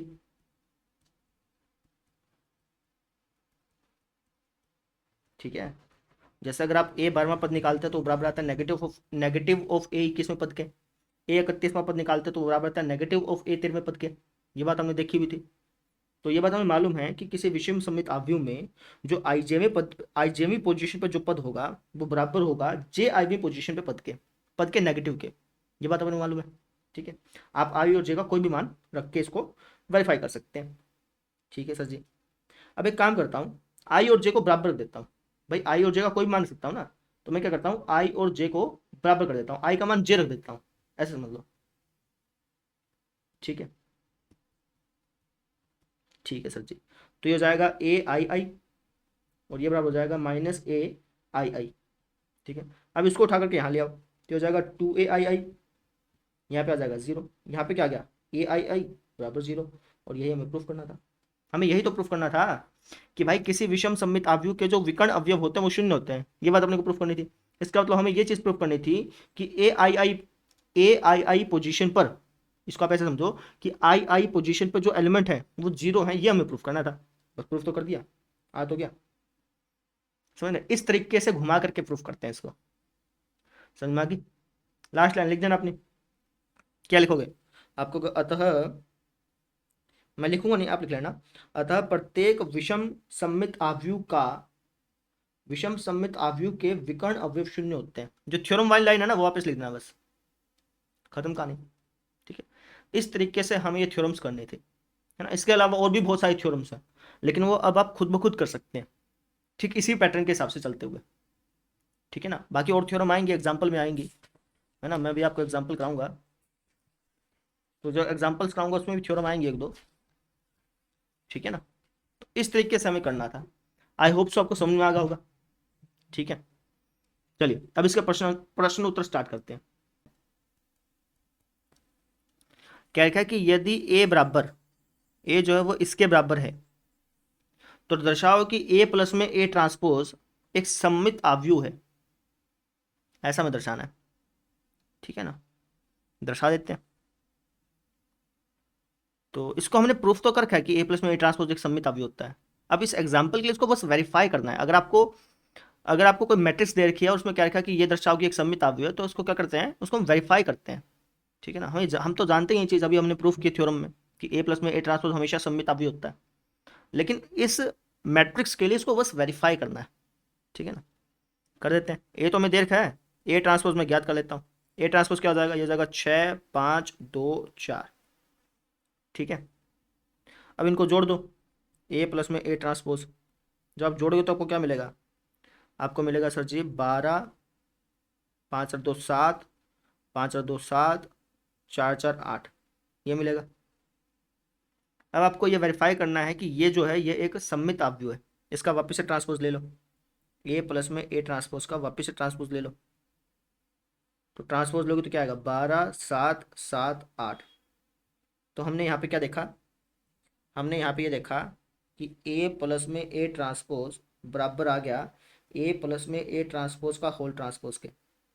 भैया ये जो है इसके ट्रांसपोज के बराबर आ गया, है ना। अगर कोई मैट्रिक्स उसी के ट्रांसपोज के बराबर हो तो हम उस मैट्रिक्स को क्या बोलते हैं, सममित आव्यूह। अतः हम ये क्या कह सकते हैं, हम कह सकते हैं कि ए जमा ए ट्रांसपोज एक सममित आव्यूह है। ऐसा हम ये कह सकते हैं। बस हो गया, समझ में आई? ऐसे करना था। क्लियर हो गया, समझ में आ गया? अब देखो आप अगला पार्ट। अब ये वाली चीज़ देखो, क्या क्या लिखा है। ये एक मैट्रिक्स दे रखी है और बोला कि दर्शाओ कि ए माइनस ए ट्रांसपोज विषम सममित होता है। ये बात हमें पता है कि यार ए माइनस ए ट्रांसपोज विषम सममित ही होगा, हमने प्रूफ भी कर रखा है। लेकिन इस मैट्रिक्स के लिए इसको वेरीफाई करना है, कर देते हैं। तो सबसे पहले हम ए ट्रांसपोज ज्ञात करते हैं। क्या आ जाएगा, 3 - 4 7 और 8। अब ए माइनस ए ट्रांसपोज ज्ञात कर लेते हैं। ए माइनस ए ट्रांसपोज क्या आ जाएगा, यह आ जाएगा सर जी 0 माइनस का 11 11 0। ठीक है, अच्छा जी। अब इसका नेगेटिव ज्ञात कर लो। नहीं ये ज्ञात कर लेना आपने। आपको क्या दिखाना है, विषम सममित दिखाना है। किसी मैट्रिक्स को अगर आपको विषम सममित दर्शाना है तो आप क्या करते हैं, उस मैट्रिक्स का सबसे पहले तो आप ट्रांसपोज ज्ञात करते हैं। इसका ट्रांसपोज ज्ञात करो। इसका ट्रांसपोज अगर आप ज्ञात करोगे तो ये आएगा 0 - 11 और 11 और 0, ये आएगा। अच्छा जी, अब इस मैट्रिक्स का नेगेटिव ज्ञात करो। इस मैट्रिक्स का आप नेगेटिव ज्ञात करो। इसका नेगेटिव ज्ञात करना 0 - 11 11 और 0। तो हम यहाँ पे क्या देख पा रहे हैं, हम यहाँ पे देख पा रहे हैं कि भाई इस मैट्रिक्स का ट्रांसपोज हमने जब लिया और इस मैट्रिक्स का जब हमने नेगेटिव लिया, ये दोनों सेम आ रहा है। अगर किसी मैट्रिक्स का ट्रांसपोज और उसका नेगेटिव सेम आ जाए, अगर किसी मैट्रिक्स का ट्रांसपोज और उसका नेगेटिव सेम आ जाए तो हम उसको क्या बोलते हैं, विषम सममित बोलते हैं। तो हम यहाँ पे क्या देख पा रहे हैं कि भैया ये एक मैट्रिक्स थी ए माइनस ए ट्रांसपोज, है ना। इसका ट्रांसपोज लिया और इसका नेगेटिव लिया, ये बराबर आ रहा था। इस मैट्रिक्स का ट्रांसपोज और इस मैट्रिक्स का नेगेटिव बराबर आ रहा था। तो हम क्या कह सकते हैं, हम ये कह सकते हैं कि ए माइनस ए डैश, ये जो मैट्रिक्स है ये एक विषम सममित है, क्योंकि इसका ट्रांसपोज इसका नेगेटिव बराबर था, इसलिए। समझ में आ गई? ऐसे करना था। कितना आसान आसान है। समझ रहे हो? किसी मैट्रिक्स को अगर आपको सममित दर्शाना है तो आप उसका ट्रांसपोज निकाल लो, है ना, उसका ट्रांसपोज और वो सेम आएगा। बस कह दो कि यार इसका ट्रांसपोज इसके बराबर है तो सममित है। किसी मैट्रिक्स को अगर आपको विषम सममित दर्शाना है तो उसका ट्रांसपोज निकाल लो और उसका नेगेटिव निकाल लो, उसका ट्रांसपोज उसका नेगेटिव सेम पाएगा। तो बस कह देना कि यार इसका ट्रांसपोज इसका नेगेटिव सेम है, इसलिए विषम सममित है। इस तरीके से हम करते हैं। क्लियर? ठीक है, अगला उदाहरण देखो।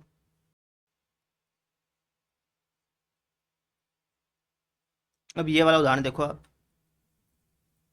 क्या क्या कि के का मान बता दो, के का मान ज्ञात करो यदि ये जो मैट्रिक्स है ये विषम सममित है। ये मैट्रिक्स आपको क्या कि ये है ना, ये विषम सममित है। आपको बस के की वैल्यू बतानी है। वीडियो पॉज को खुद ब खुद ट्राई करो, करवाऊँ? खुद ब खुद ट्राई कर लेना पहले। अब हमें ये देखा कि ये जो मैट्रिक्स है ये विषम सममित है ना।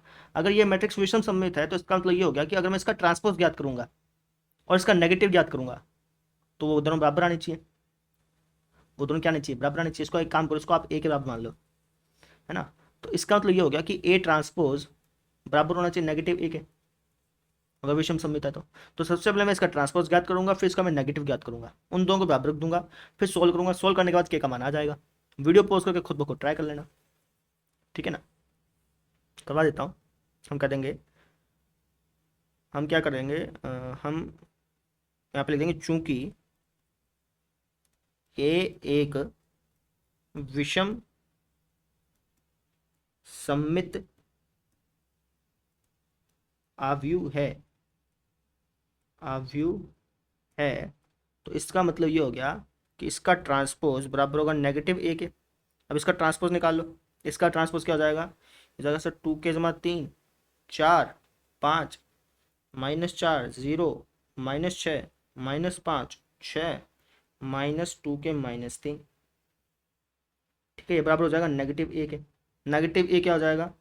-2 के-3, -4, -5, 4, 0, 6, 5, -6, 2 के जमा 3। ठीक है, अभी दोनों बराबर होने चाहिए, है ना। तो हम क्या करेंगे, इसको और इसको बराबर रख देते हैं।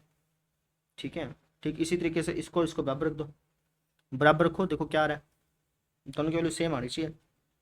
2 के जमा 3 बराबर हो गया -2 के-3 के।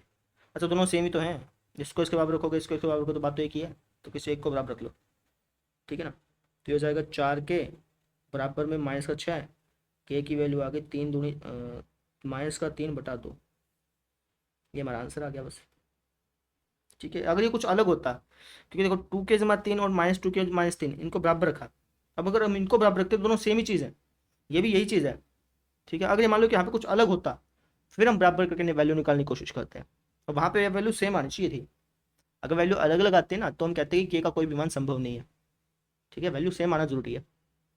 ठीक है, बस हो गया, समझ में आ गई। अगला उदाहरण देखते हैं। अब इसको आप खुद ब खुद करें। ये आपका सीबीएसई 2016 का प्रश्न है। ठीक है ना, पिछले जैसा ही है बिल्कुल। क्या क्या लिखा है? क्या लिखा है कि भैया ये जो मैट्रिक्स है ना ये सममित मैट्रिक्स है। ठीक है, सिमेट्रिक मैट्रिक्स है। आपको ए और बी का मान बताना है। अगर ये मैट्रिक्स एक सिमेट्रिक मैट्रिक्स है तो इसका मतलब ये हो गया कि इसका ट्रांसपोज बराबर होगा इसी के, है ना। अब इसका ट्रांसपोज ज्ञात कर लो, इसका ट्रांसपोज ज्ञात कर लो, और इसको है ना ए के ही बराबर रख दो, इसके बराबर रख दो। बराबर रख के सोल्व करो, ए और बी का मान आ जाएगा। ठीक है, खुद ब खुद कर लोगे। इसका मैं आंसर बता दूं। जब आप सोल्व करोगे तो ए की वैल्यू आएगी -2/3 और बी की वैल्यू आएगी 3/2। खुद ब खुद कर लेना इसको। क्लियर? चलिए जी, इसका सेकंड पार्ट भी है, वो मैं आपको लिख के देता हूँ। क्या कि ये जो है ना एक विषम सममिताव्य है। विषम सममिताव्य तो इसका मतलब ये होगा कि इसका जो ट्रांसपोज है इसके नेगेटिव के बराबर आएगा, है ना। बस इसको सॉल्व कर लेना, इसका ट्रांसपोज ज्ञात कर लेना, इसको बराबर रख देना नेगेटिव ऑफ दिस। ठीक है, सॉल्व करना, सॉल्व करने पर आपको ए और बी का मान आ जाएगा। खुद ब खुद करना। इसका मैं आपको आंसर बता देता हूँ, और ये क्वेश्चन सीबीएसई 2018 का है। ठीक है, इसका आंसर आ जाएगा सर जी, ए की वैल्यू आ जाएगी -2 और बी की वैल्यू आ जाएगी आपकी 3। कर लोगे? अगला उदाहरण देखते हैं। अब ये वाला उदाहरण देखो, आसान है ये भी। क्या है कि हमें दर्शाना है कि ये जो मैट्रिक्स है ये एक विषम सममित मैट्रिक्स है, ये हमें दर्शाना है। ठीक है, उसके बाद फिर हमें इसका और इसका, इनका मान भी ज्ञात करना है। ठीक है ना, आसान है। अब विषम सममित मैट्रिक्स दिखाने के लिए आप क्या करोगे, इसका सबसे पहले ट्रांसपोज ज्ञात कर लोगे। इसका ट्रांसपोज क्या हो जाएगा, 0 a b -a 0 c -b -c 0। फिर आप इसका नेगेटिव ज्ञात कर लोगे। इसका नेगेटिव ज्ञात करना होगा 0 a b -a 0 नेगेटिव ज्ञात, हाँ c, फिर हो जाएगा -b -c 0। ठीक है, हम यहाँ पे क्या देख पा रहे हैं, हम यहाँ पे देख पा रहे हैं कि A ट्रांसपोज बराबर है -a के। अगर किसी मैट्रिक्स का ट्रांसपोज उसके नेगेटिव के बराबर हो तो हम क्या कहते हैं, हमें कहते हैं कि भैया A जो है वो एक विषम सममित अवयव है। ऐसा बोलते हैं ना, स्क्यू सिमेट्रिक मैट्रिक्स है। हाँ ना, बोलिए। बिल्कुल सर जी। तो ये काम तो हमने कर दिया, इसको हमने विषम सममित मैट्रिक्स दिखा दिया। ठीक है, अब हमें इसका मान ज्ञात करना है, इसका और इसका कर लेते हैं। यहाँ पे मैं कर रहा हूँ साइड में। तो A प्लस में A ट्रांसपोज का हाफ है ना, तो A प्लस में A ट्रांसपोज निकाल लो पहले। तो A प्लस में A ट्रांसपोज क्या हो जाएगा, नहीं तो डायरेक्टली भी कर सकते हो। A प्लस में A ट्रांसपोज का हाफ निकालना है ना, डायरेक्टली कर लो चाहे तो। A प्लस में A ट्रांसपोज करना पड़ेगा फिर भी। A प्लस में A ट्रांसपोज क्या हो जाएगा सर, 0 a-a 0 b-b 0 0 0 0 0 0 0 है ना, और इसका आपको हाफ करना पड़ेगा हर एक एलिमेंट का। अगर आप हर एक एलिमेंट का हाफ करेंगे, 0 का हाफ तो 0 होता है, 0 0 0 0 0 0 0 0 0, ये आ गया आपका। ठीक है, अब आपको निकालना है 1/2 A-A ट्रांसपोज। निकाल देते हैं, ये हो जाएगा 1/2 A-A ट्रांसपोज। अगर आप A-A ट्रांसपोज करेंगे तो आपको क्या मिलेगा, आप कहेंगे सर A-A ट्रांसपोज, हाँ जी A-A ट्रांसपोज करेंगे तो आपको क्या मिलेगा, आपको मिलेगा सर जी 0 2a 2b 2a -2a, मतलब है ना। इसमें अगर आप ये घटाओगे तो -2 हो जाएगा ना। 0 2c -2b -2c 0। ठीक है ना, सी में से -c में -c घटाओ -2c -b -b -2b, तो मैंने ऐसा लिख दिया। अब इसका हर एक एलिमेंट का हाफ हाफ करना है, कर दो। 0 a b -a 0 c, ठीक है ना, -b -c 0, ये हो गया। ठीक है, बस यही निकालना था हमसे। इसकी और इसकी वाली पूछी थी ना, निकाल दी। अब यहाँ पे आपको एक कमाल की चीज़ दिखाता हूँ। अगर आप इसको और इसको जोड़ते हैं तो आपको क्या मिलेगा, आप कहेंगे सर अगर हम इनको इनको जोड़ेंगे, एल्शियम एल्शियम लेके जोड़ेंगे तो ए मिलना चाहिए। आप चाहे जोड़ के देख लो, इनको इनको जोड़ोगे तो आपको ए ही मिलेगा। समझे, ये कमाल की बात है। क्लियर, एनसीईआरटी का प्रश्न है ये। ठीक है ना, अगला उदाहरण देखते हैं। अब ये वाला उदाहरण देखो भाई, क्या क्या कि ये जो मैट्रिक्स है, इस मैट्रिक्स को आप सममित तथा विषम सममित आव्यूह के योग के रूप में लिखो। सममित तथा विषम सममित आव्यूह के सम के रूप में लिखो, जोड़ के रूप में लिखो। ठीक है, लिख देते हैं, क्या दिक्कत है। किसी भी आव्यूह को अगर आपको सममित तथा विषम सममित आव्यूह के योग के रूप में अगर आपको लिखना है, तो उसमें जो सममित आव्यूह होगा वो आपका ये होगा, है कि नहीं। ठीक है, विषम सममित आव्यूह जो होगा वो आपका ये होगा, आपको मालूम है, बताया था मैंने थ्योरम जब कराई थी। ठीक है, अगर मैं इसको ए मान लूँ तो ए प्लस में ए ट्रांसपोज का हाफ ये सममित आव्यूह होगा, ए माइनस का ए ट्रांसपोज का हाफ ये विषम सममित आव्यूह होगा। ठीक है ना, तो बस निकाल लो और क्या, 1/2। ए क्या हमारे पास, ए प्लस में ए ट्रांसपोज करना पड़ेगा। अच्छा, ए ट्रांसपोज पहले निकाल लो, है ना, उसके बाद ही आप आराम से कर पाओगे। तो ए ट्रांसपोज पहले मैं यहाँ पे निकाल लेता हूँ। ए ट्रांसपोज क्या हो जाएगा, ये हो जाएगा सर -1 7 1 2 3 4 5 0 5। ठीक है ना, अब कर लो, अब आसान हो जाएगा। ये जमा ए ट्रांसपोज जोड़ना, -2 9 6 7 और 2 9 3 और 3 6 4 और 0 4 6 4 10, ये हो गया। इसका हर हाफ कर दो हर एक एलिमेंट का, माइनस का 1 9/2 3 9/2 6 6 का आधा तो 3 हो गया, 2 3 2 5। ठीक है, तो ये आपने क्या ज्ञात कर दिया, ये आपने ज्ञात कर लिया ए प्लस ए ट्रांसपोज का हाफ। ठीक है ना। ठीक है सर जी। अब आप क्या ज्ञात करोगे, ए माइनस ए ट्रांसपोज का half. A minus A transpose का हाफ ज्ञात कर लो। ये हो जाएगा sir ji half A minus A transpose ज्ञात करो। ए माइनस ए ट्रांसपोज, हाँ जी, ये हो जाएगा 0, 5, -4, -5, 0, 4, 4, -4, 0।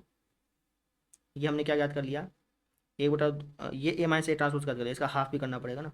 इसके हर एलिमेंट का हाफ कर दो। तो इसके हर एक एलिमेंट का अगर आप हाफ करोगे तो आपको कुछ ऐसा दिखेगा।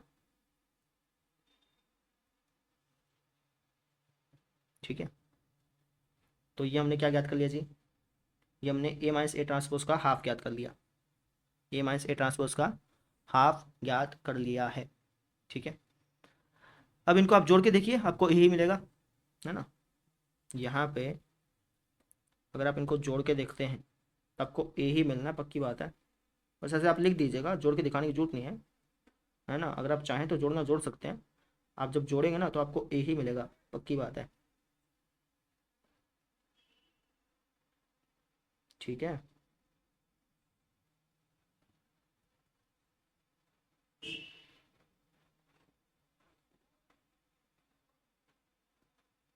तो हमने दर्शा दिया। हमने ए मैट्रिक्स को हमने ए मैट्रिक्स को सममित मैट्रिक्स और विषम सममित मैट्रिक्स के योगफल के रूप में दर्शा दिया। और यही हमें दर्शाना था, कहाँ है ये देखो। इस मैट्रिक्स को सममित तथा विषम सममित आव्यूह के योगफल के रूप में दर्शाना था ना, दिखा दिया। इस मैट्रिक्स को हमने किसी सममित मैट्रिक्स और किसी विषम सममित मैट्रिक्स के योगफल के रूप में दर्शा दिया। कितना आसान था, समझ में आई। ऐसे करना था। क्लियर है। आप इनको जोड़ के देखिए, आपको यही मिलेगा, पक्की बात है। ठीक है। अगला उदाहरण देखते हैं। आपका एनसीईआरटी का ना, एनसीईआरटी उनसीईआरटी का नहीं है, लेकिन अच्छा अच्छा क्वेश्चन है। क्या लिखा कि यदि ए एक वर्ग आव्यूह है तो हमें दर्शाना कि ए ट्रांसपोज और ए ट्रांसपोज ए सममित आव्यूह हैं। ठीक है। दो क्वेश्चन है, इसलिए एक ही में दो क्वेश्चन है। आपको ये दर्शाना है कि ए ट्रांसपोज जो है सममित आव्यूह है। ठीक है। प्रॉपरली करेंगे। सबसे आप लिखिएगा दिया है, हमें गिवन क्या है, हमें गिवन है कि भैया ए जो है एक वर्ग आव्यूह है। ठीक है। जितने भी थ्योरम है ना बहुत आसान है, थ्योरम में आपको इंटरेस्ट आना चाहिए। ठीक है ही आसान। अब हमें सिद्ध क्या करना है, ये हमें दिया हुआ है, हमें सिद्ध क्या करना है जी। सर हमें सिद्ध करना है क्या, हमें सिद्ध करना है कि ए ट्रांसपोज सममित है। पहली बात तो ये हमें ये सिद्ध करनी है। फिर इसको सम्मित सिद्ध करने के बाद फिर आपको ये दूसरी चीज सम्मित सिद्ध करनी है। ठीक है। करते हैं सिद्ध। तो मुझे अगर ए ट्रांसपोज को सम्मित सिद्ध करना है, ए ट्रांसपोज को सम्मित सिद्ध करना है, इसका मतलब क्या हो गया कि मुझे ये दर्शाना है कि ए ट्रांसपोज का अगर मैं ट्रांसपोज लूँ, मुझे ये सिद्ध करना है ना ये सम्मित है। तो इसका मतलब क्या हो गया कि अगर मैं इसका ट्रांसपोज लूँ तो ये बराबर होगा सेम इसी के। ठीक है। मुझे ये सिद्ध करना है कि ये सम्मित है, तो इसका मतलब क्या है कि भैया इसका अगर मैं ट्रांसपोज लूँ तो ये बराबर होगा सेम इसी के। ठीक है। अब कैसे प्रूफ करें वो समझो। लेफ्ट हैंड साइड उठा लेते हैं, ये पहला मान लेते हैं, ये दूसरा मान लेते हैं, अलग अलग प्रूफ कर लेंगे ना। पहले वाले को प्रूफ कर रहे हैं, तो पहले वाले को प्रूफ करने के लिए लेफ्ट हैंड साइड उठा लेता हूँ। लेफ्ट हैंड साइड में है मेरे पास ए ट्रांसपोज का ट्रांसपोज। अब इसको सॉल्व करते करते मुझे यहाँ तक पहुँचना है। तो ये तो हो जाएगा ए ट्रांसपोज ए, रीजन परिवर्त की परिभाषा से। नो सॉरी सॉरी, ऐसे नहीं है, ऐसे नहीं है, ऐसे नहीं है, गलत कर दिया। हमने परिवर्त में जब पढ़ा था तब हमने पढ़ा था कि होता क्या है कि जो दूसरा मैट्रिक्स है ना उसको हम पहले लिखते हैं, फिर जो पहला मैट्रिक्स है तो हम बाद में लिखते हैं, ऐसा हो जाएगा। अब ठीक है। ठीक है ना। अब ए ट्रांसपोज का ट्रांसपोज क्या होता है, ए होता है। ए ट्रांसपोज का ए ट्रांसपोज रह गया, है ना। रीजन क्या लिख दोगे कि भाई ए ट्रांसपोज का ट्रांसपोज बराबर होता है ए के, या फिर आप परिवर्त की परिभाषा से वापस वो लिख दो, वो चीज़ आपकी मर्जी है। ठीक है। बस हो तो गया। लेफ्ट हैंड साइड से चले थे राइट हैंड साइड पर पहुंच गए।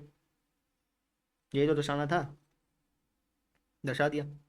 दूसरा, अब हमें इसको प्रूफ करना है, इसको आप खुद करना। सेम इसी तरीके से लेफ्ट हैंड साइड उठा लेना और सोल्व करते करते राइट हैंड साइड बना देना। ठीक है। खुद ब खुद कर लेना इसको। अगला उदाहरण करता हूँ।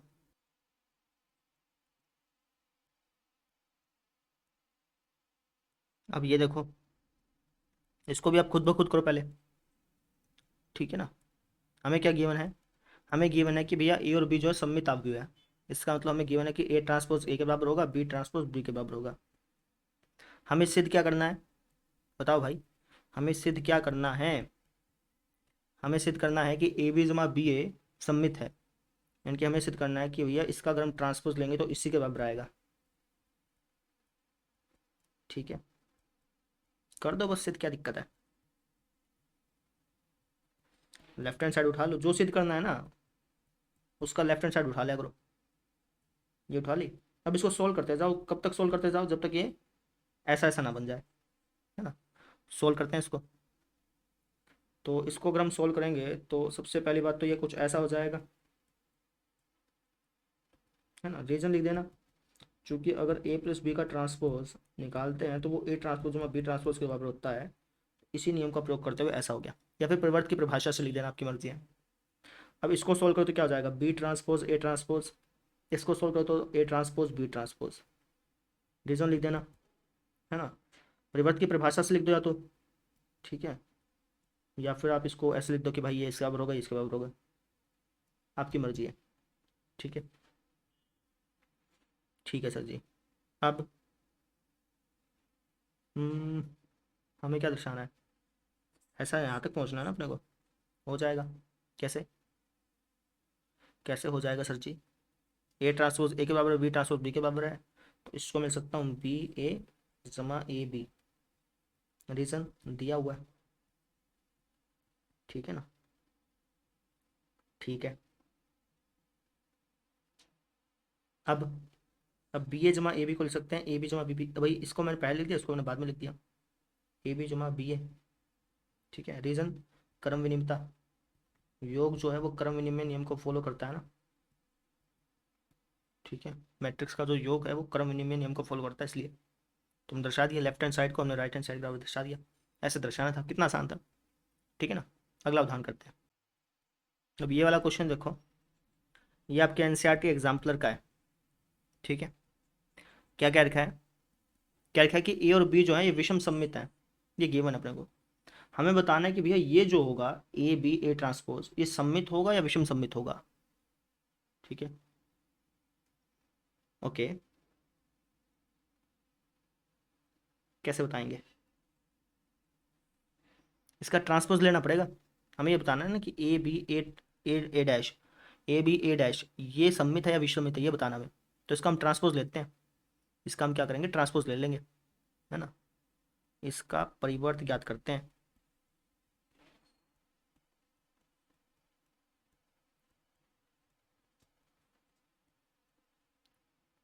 अब इसको एक काम करो, ए बी को इकट्ठा मान लो और ए डैश को अलग से मान लो, है ना। तो इसका परिवर्त ज्ञात करना, इसका परिवर्त क्या हो जाएगा बताओ। इसका परिवर्त हो जाएगा सर ए डैश का डैश और ए बी का डैश। ए बी को मैंने इकट्ठा माना है ना। ठीक है, रीजन लिख देना परिवर्त की परिभाषा से। ठीक है भाई, ये पहले ये हम लिखते हैं, फिर ये लास्ट में ये दूसरा लिखते हैं, तीन चीज़ें हैं ना इसके अंदर। तो इसको मैंने इकट्ठा मान लिया, क्योंकि हमें तो भाई दो मैट्रिक्स है उसका परिवर्त ज्ञात करना आता है, तो मैंने इसको इकट्ठा मान लिया, है ना। अच्छा, अब ये क्या हो जाएगा, ये हो जाएगा ए, ये क्या हो जाएगा, ये हो जाएगा sir B transpose A transpose, ऐसा ही होगा। ठीक है, अगर हम इसको सॉल्व करेंगे तो ये होगा, परिवर्त की परिभाषा से लिख देना आप। ठीक है, अच्छा जी। अब ए का तो ए आ गया, बी ट्रांसपोज को मैं बी लिख सकता हूँ, नहीं सर जी, बी ट्रांसपोज को माइनस बी लिखना पड़ेगा क्योंकि विषम सममित है। अच्छा अच्छा, माइनस बी लिख दें, ये क्या हो जाएगा, ये हो जाएगा सर माइनस ए, है ना। यानी ये हो जाएगा हमारा माइनस माइनस प्लस, यानी कि ए बी ए, ऐसा हो जाएगा। यानी कि जब हमने ए बी ए डैश का परिवर्त ज्ञात किया तो वो ए बी ए आ गया, ए बी ए डैश का परिवर्त ज्ञात किया। कौन गलती कर दी है क्या,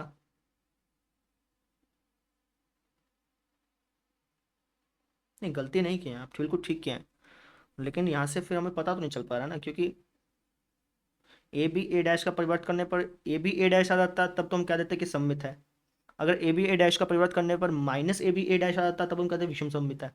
लेकिन ए बी ए डैश का परिवर्त करने पर ये आ गया, है ना। तो अब इससे पता तो नहीं चल रहा सममित है या विषम सममित है। तो एक काम करो, इस तरीके से मत करो। कैसे जी, फिर कैसे करें, एक काम करो ना, आपको ए डैश चाहिए ना, आपको अपने आंसर में ए डैश चाहिए, तो एक काम करो, ए डैश को चेंज ही मत करो, हमने सिर्फ बी डैश को चेंज कर दिया। हमें पता था कि जो बी डैश है बी के बराबर होगा क्योंकि विषम सममित है, बी डैश जो है माइनस बी के बराबर होगा क्योंकि विषम सममित है। बस बी डैश को चेंज किया, ए डैश को चेंज नहीं किया आपने, क्योंकि जो हमें चाहिए था, जिससे हमें पता चले कि विषमित होगा विषम सममित होगा, तो उसके लिए मुझे ए डैश चाहिए था, इसलिए मैंने ए डैश को चेंज नहीं किया। अब ये क्या हो जाएगा, ये हो जाएगा minus A B A dash, है ना। अब आप यहाँ पे देख के बताओ, ये था ए बी ए डैश, इसका जब हमने परिवर्त निकाला तो ये आ गया इसका negative, A B A dash का नेगेटिव आ गया। अगर किसी मैट्रिक्स का परिवर्त ज्ञात करने पर, अगर किसी मैट्रिक्स का परिवर्त ज्ञात करने पर उसके नेगेटिव के बराबर आ जाए, तो उस मैट्रिक्स को हम क्या बोलते हैं, विषम सममित बोलते हैं। बिल्कुल सही। हम क्या कर देंगे, अतः ए बी ए डैश विषम सममित है। हो गया क्लियर, आई बात समझ में, ऐसे करना था। क्लियर हो गया, समझ में आ गया। अगला उदाहरण देखते हैं। अब ये वाला उदाहरण देखो, एनसीईआरटी एग्जाम्पलर का है, ठीक है। क्या क्या लिखा है, हमें सिद्ध करना है कि अगर कोई मैट्रिक्स सममित भी है और विषम सममित भी है, तो इसका मतलब ये है कि वो शून्य मैट्रिक्स है, ये हमें प्रूफ करना है। कोई मैट्रिक्स है जो कि सममित भी है और विषम सममित भी है, तो हमें प्रूफ करना है कि वो शून्य मैट्रिक्स ही हो पाएगा, उसके अलावा कोई और मैट्रिक्स ऐसा हो ही नहीं पाएगा। उसको कैसे प्रूफ करेंगे वो समझो। हम क्या करेंगे, मान लेंगे, माना ये एक ऐसा अवयव है जो सममित भी है और विषम सममित भी है, जो सममित भी है और विषम सममित भी है, दोनों है।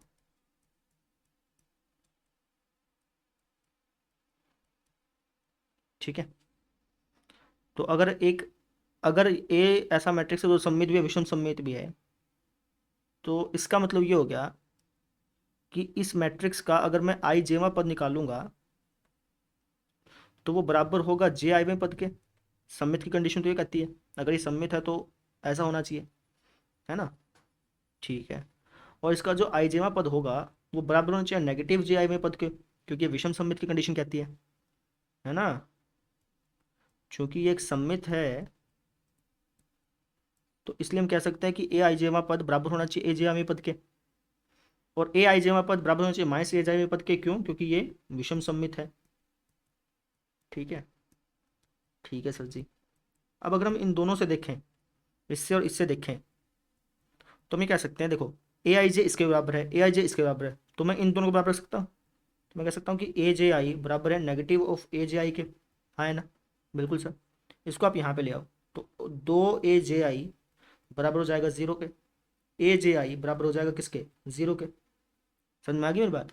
भाई ये इसके इसके बराबर है, ये इसके बराबर है, तो ये दोनों भी बराबर हो गया आपस में, इन दोनों बराबर रख दिया, इसको मैं यहाँ पे ले आया, तो यहाँ से क्या आ गया हमारे पास, यहाँ से हमारे पास निकल के आ गया कि भैया यहाँ इस मैट्रिक्स का, जो मैट्रिक्स अब बना है, इस मैट्रिक्स का हर एक पद, इस मैट्रिक्स का हर एक पद बराबर होगा जीरो के बराबर। ठीक है ना, तो हम कह सकते हैं अतः अगर कोई अवयव सममित भी है और विषम सममित भी है तो वह शून्य अवयव होगा। लिख देना बस लास्ट लाइन। ठीक है ना, ऐसे करना था। क्लियर होगी। तो आज के लिए इतना ही। अब मैं आपको डीपीपी दे रहा हूँ, उसको आप सॉल्व कर लीजिएगा। ठीक है, थैंक यू।